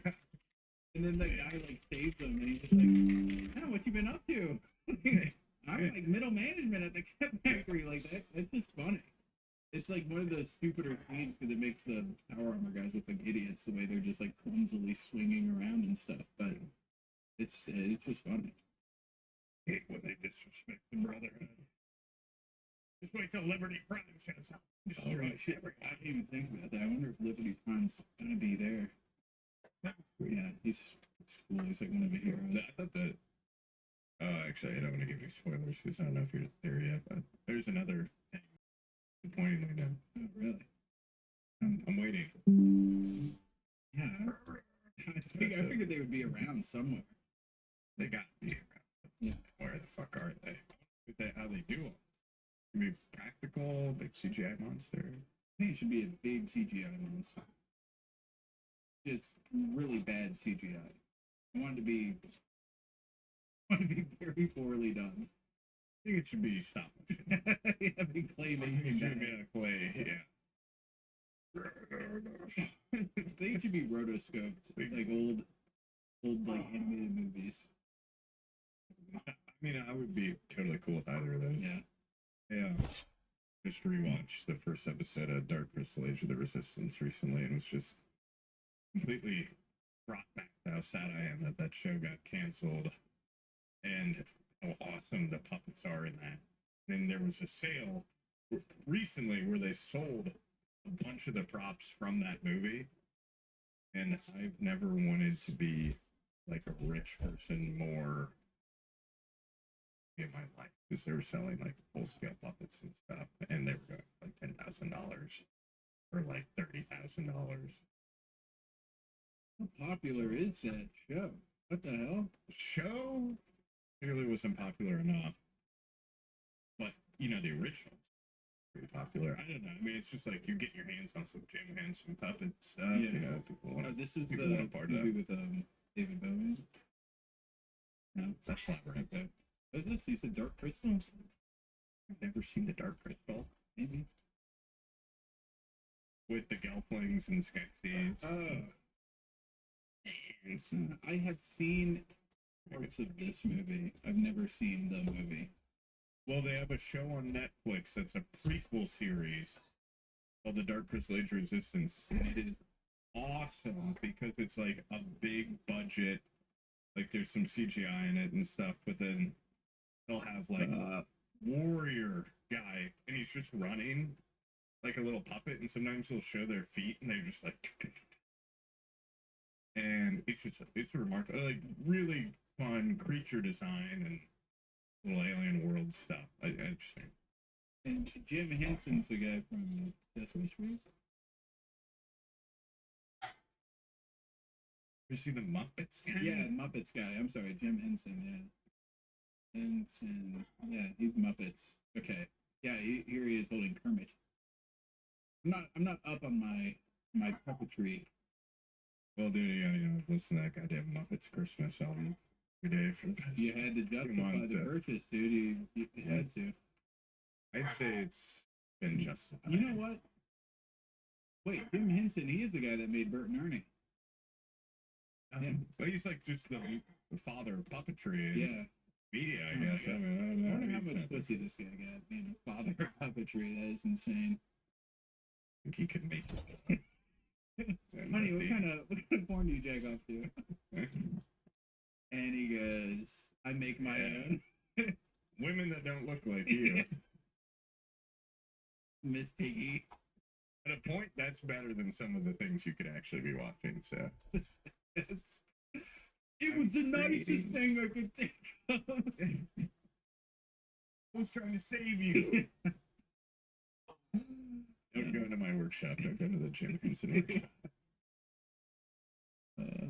No, this guy rocks, dude. My childhood dog was named Bert because of Bert and Ernie. Yeah. Well, I was never that into Muppets, but I fuck with the idea of them. Yeah. I like puppetry stuff. I think it's really funny. It is. And I like when they make puppets that are more than just like, I guess they're fucking crazy puppets. Or I guess at what point do they become like marionettes? Is that when they have strings? Yeah. When they start having strings, like there's that iconic video of the guy making the little puppet dance, and it does the hip thrust. You know what I'm talking about? Talking about the beginning of being John Malkovich? No, but that's been awesome. That's an awesome scene as well. Yeah. That's more of a hip gyrating. Yeah, it's like a rubbing on the wall. That's crazy. No, it's a guy with a marionette. Dude, I should buy that one marionette and try to get really good at him. Yeah, I think the extent of my puppetry skill is definitely going to be manipulating this guy. That's about it. Let's see, what can you make it do? Wow. Yeah, that's about the extent. You'll be doing our closing segment in this episode. And thank you guys. We'll see you on the next one. Yeah. Oh, dude, we should get into puppets. That means we can charge them to the company car. Yeah, we bought the entire Dark Crystal lineup at the auction with the company card. That Brian puppet, like somewhere in this house right now. You still have that thing? Yeah, it's in a closet, I think. Did I tell you that Brian wasn't stoked about that? He said, you told them I died? I said, maybe. Do you have a Ouija board or something? Yeah, anytime he's in one of my videos, there's always a comment where it's like, if I close my eyes, I can almost hear him. I can almost hear him talking. May God rest his soul. I can get not being stoked about the idea of people saying that you're dead. I can understand that. But it's not a vengeful spirit. No. He seems to be pretty chill about it. He seems to be hanging out. I like to start looking at it. Oh my god. this isn't really probably going to lead to anything funny, but it's just something I've done recently. I finally got my girlfriend to watch Lord of the Rings, Fellowship of the Ring, first one down, extended edition. Hard sell. For months, I've been trying to explain, because you just click on it, and it's like 3 hours, 15 minutes. I know what it looks like. I know it looks like the longest movie ever, and the next two only get longer. Oh wait, how long is it? Like, I think the extent of the first one's like 340, and then the second one's like 4, and then the third one's like 430 or something. Those are long, very long. I'm seeing. I don't think I've ever actually seen the extended edition of the first or second one. I think I've only seen the third one, which is crazy. But the fucking goes. Just immediately transported in there, and best case scenario, I actually enjoyed it. And she was confused though, because at the end she was like, "The hell, that's the ending!" Like, I thought they were gonna destroy the ring, like in the mountain or whatever. I'm like, that's in about 8 hours. That's Where does the first one end again? It ends with they get through Moria. Well, they get through Moria, and then they go that little elf. Oh, okay. It ends with they the Uruk-hai catch up to them, and Boromir tries to take the ring from Frodo, and then he like defends Merry and Pippin, and Frodo and Sam cross the river, like the east bank, by themselves to continue on the mission because the ring's, tempting people too much. Boromir dies, and then Gimli and Aragorn are like, we gotta go find Merry and Pippin. And then it just kind of ends. Right. You would think they would go, let's cut them for... Let's just assume they're dead, and let's go after the two guys that are actually really important to the story. But they understand, The at least Strider temptation. does, understand why Frodo's doing it. Unspoken. So he's like, no, it's a little spoken. Like, he goes up to Frodo and can see it in his eyes. And Frodo whatever, goes and he's like, you guys are like really harshing my fucking ring valve. I'm getting out of he's here. like, would have gone with you. Really sweet moment. And they're not concerned at all that Frodo's just gonna like kill Sam and then become Gollum 2, the sequel. You think they don't have a world of war? Okay, yeah, it's a pretty big ordeal. You that would they're think all the Fellowship undertaking. of the Ring itself is more about accountability amongst your friends over the ring. It's like Legolas is there to make sure that Gimli doesn't take it for.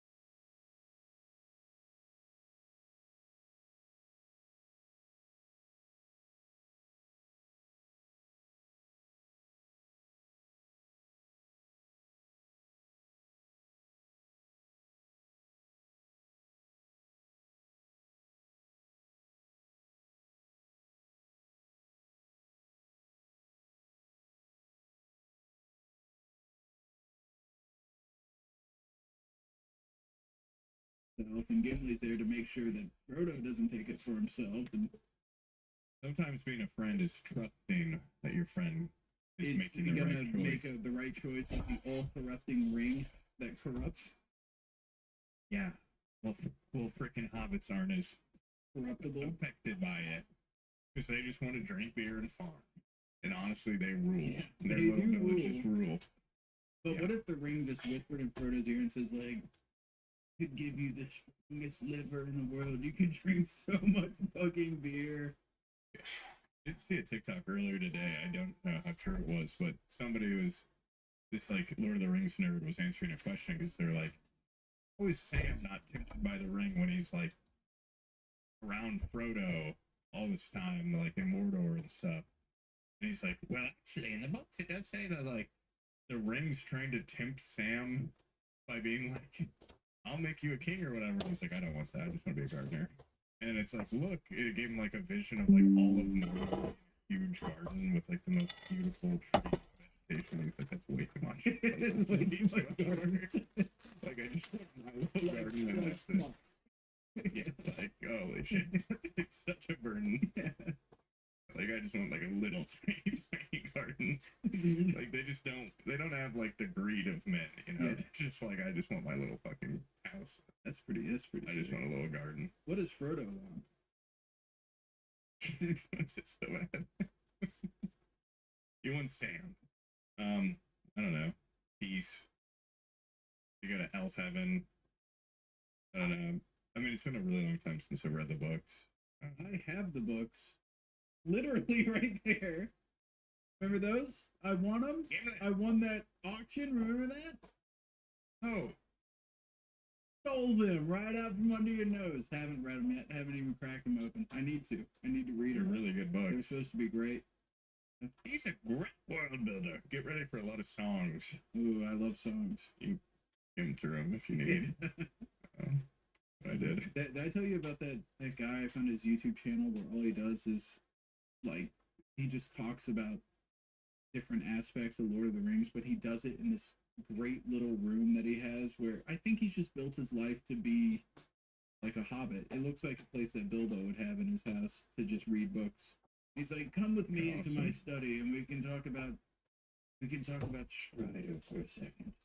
And he's like, hold on, let me light up my pipe. And he has like a little vest on. He lights up his long pipe. Yeah, and then he cracks open his old like first edition of Lord of the Rings. And he's like talking about it. He just looks like George R.R. Martin, you know, but with a more Lord of the Rings aesthetic. Looks really cool. Old. Goddamn, dude. It's been a long time since I've watched it. And I'm always like, I love Lord of the Rings. I feel like my vision of the books would be corrupted by the movies. If that makes sense. Well, then you're gonna be real shocked when you get to Tom Bombadil. Who the fuck is this guy? You know, there's a lot of things in the books that aren't in the movies, or they're different. But yeah, I mean, oh no, I might picture this guy as Orlando Bloom or Vigo. That's a blessing. Okay, let me tell you right now, that's a blessing. Because they cast it perfectly. I don't know. Just on rewatch of the first one, I'm like, hold up so insanely well. Like, I can't believe they're made in 2001. It's insane the work that had to go into those movies. I've seen a couple videos explaining some of the forced perspective shots they do. Just so fucking insane how they accomplish them. Like, parts of the sets moving in unison with the camera. And, like, you know, the people are like 10 feet apart, but like the benches they're on are moving with the camera to like maintain the perspective. Like, yeah, technically they're awesome. What's the guy's name that the guy that played Scaramanga and he played Saruman? Christopher Lee. Yeah, Christopher Lee. Yeah, like before he died, he was like, I've been a part. One of the great cinematic things that we've ever made as humans. Like, this is going to be remembered a century from now. This is huge. And I wonder if it would be even more so, like, remembered fondly if he didn't go on to make the Hobbit movies.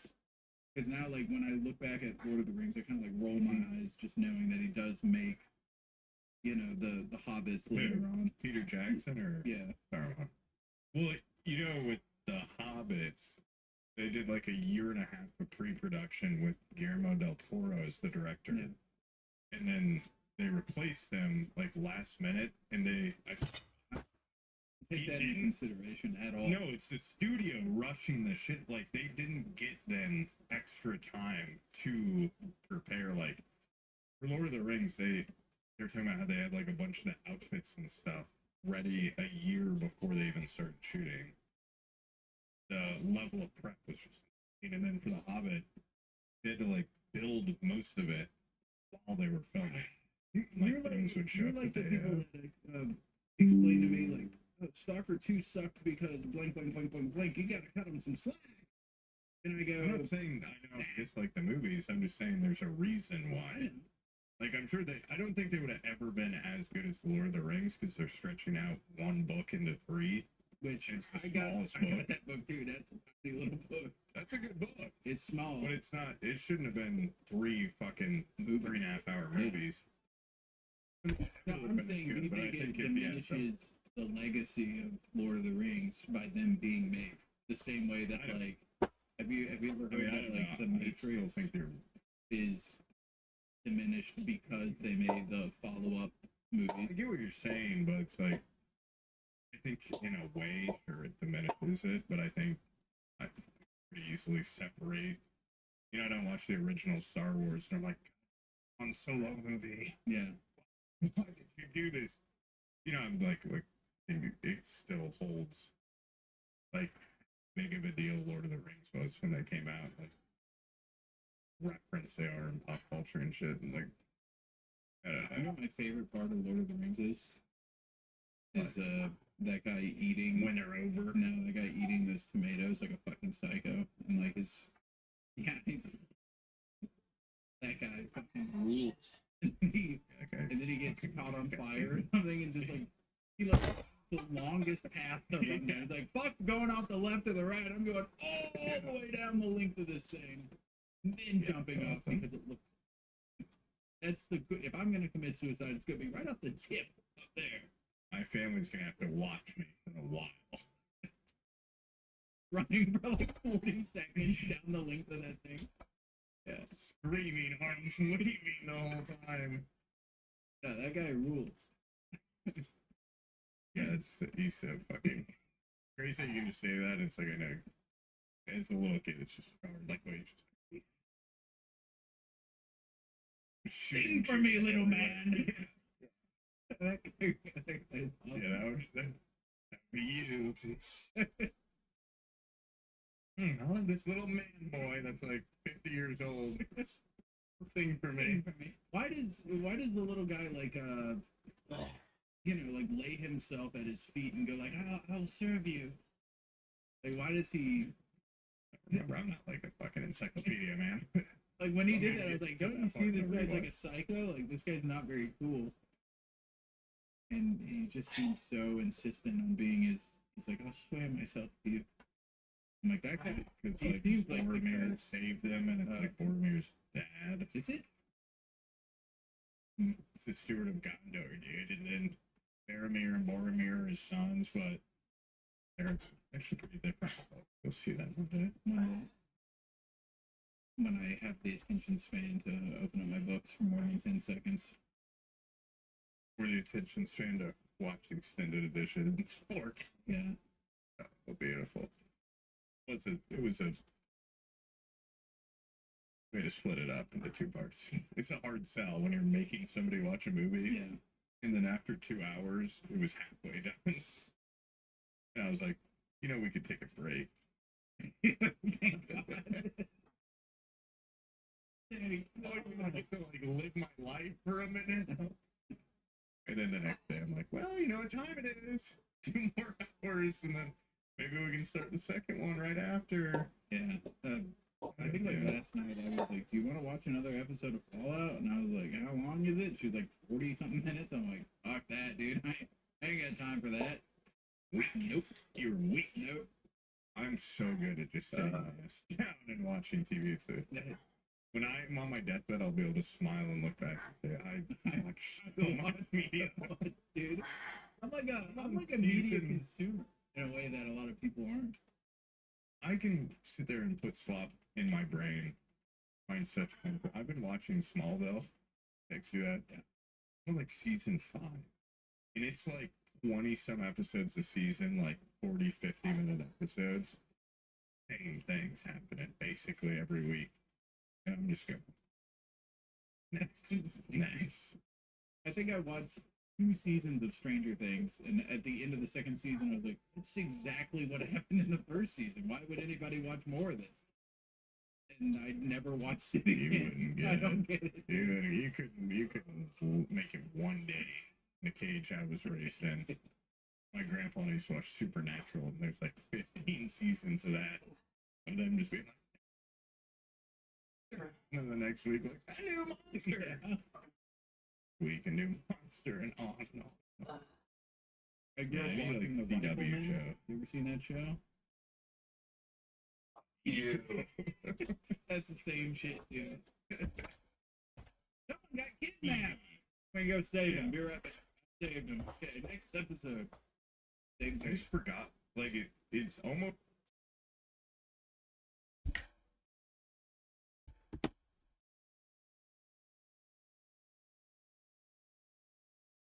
To refresh. It's like such a time capsule to watch TV made for TV, where like you can tell a commercial break's coming up because they'll have like a little cliffhanger that gets you to keep watching the commercials, and then every week's just like pretty similar, but it ends with just enough to keep you like, I wonder what's gonna happen. I'm gonna figure it out. And then they like string it along for an entire season. Like they never really tell you what you want to know.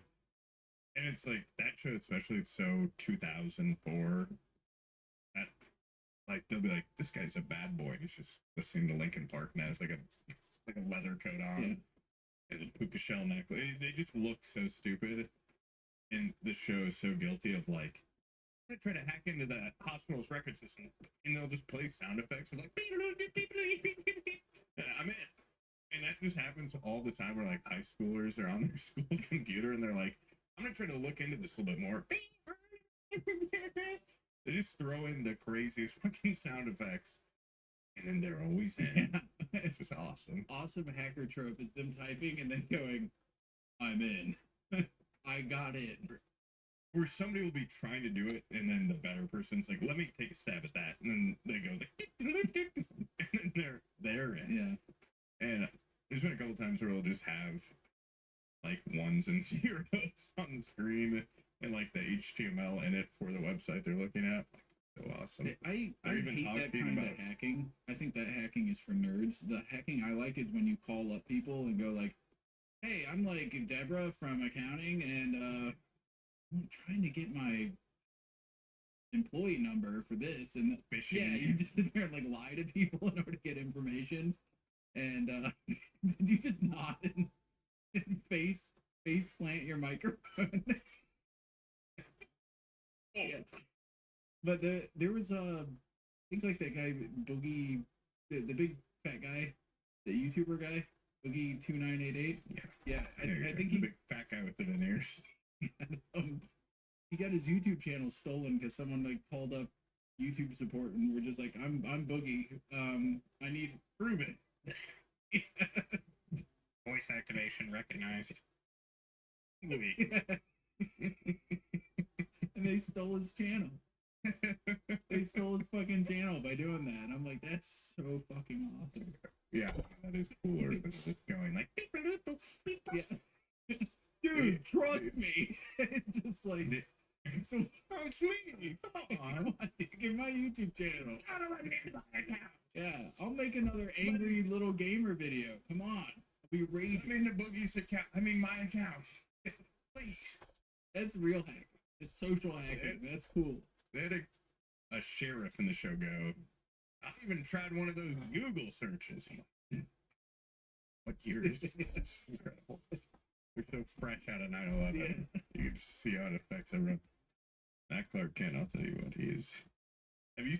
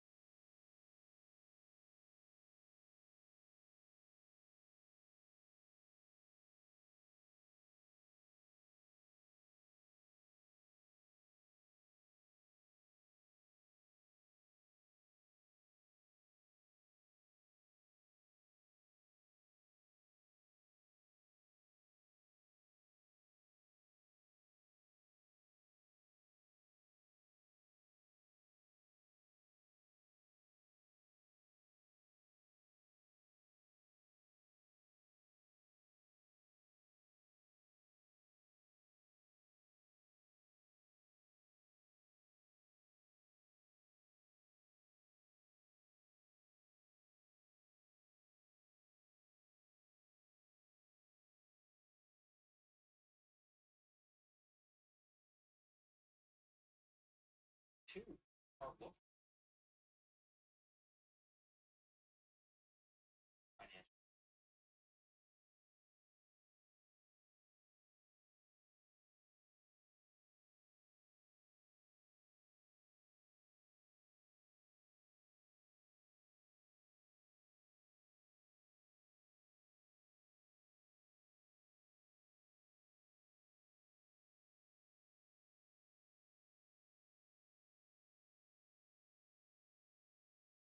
How you people? Awesome. Good to be here.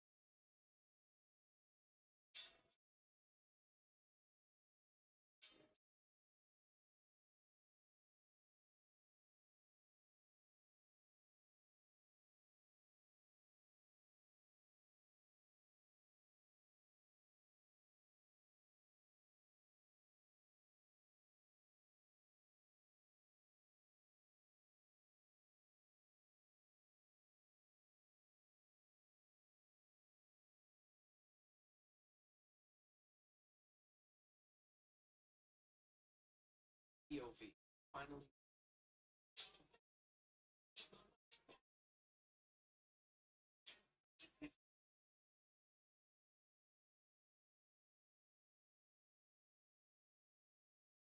Excuse me, wait up.ช่องอะไรบ้างสวัสดีครับนี่คืออะไรفازي صار بيقولي جا فازي گرفتی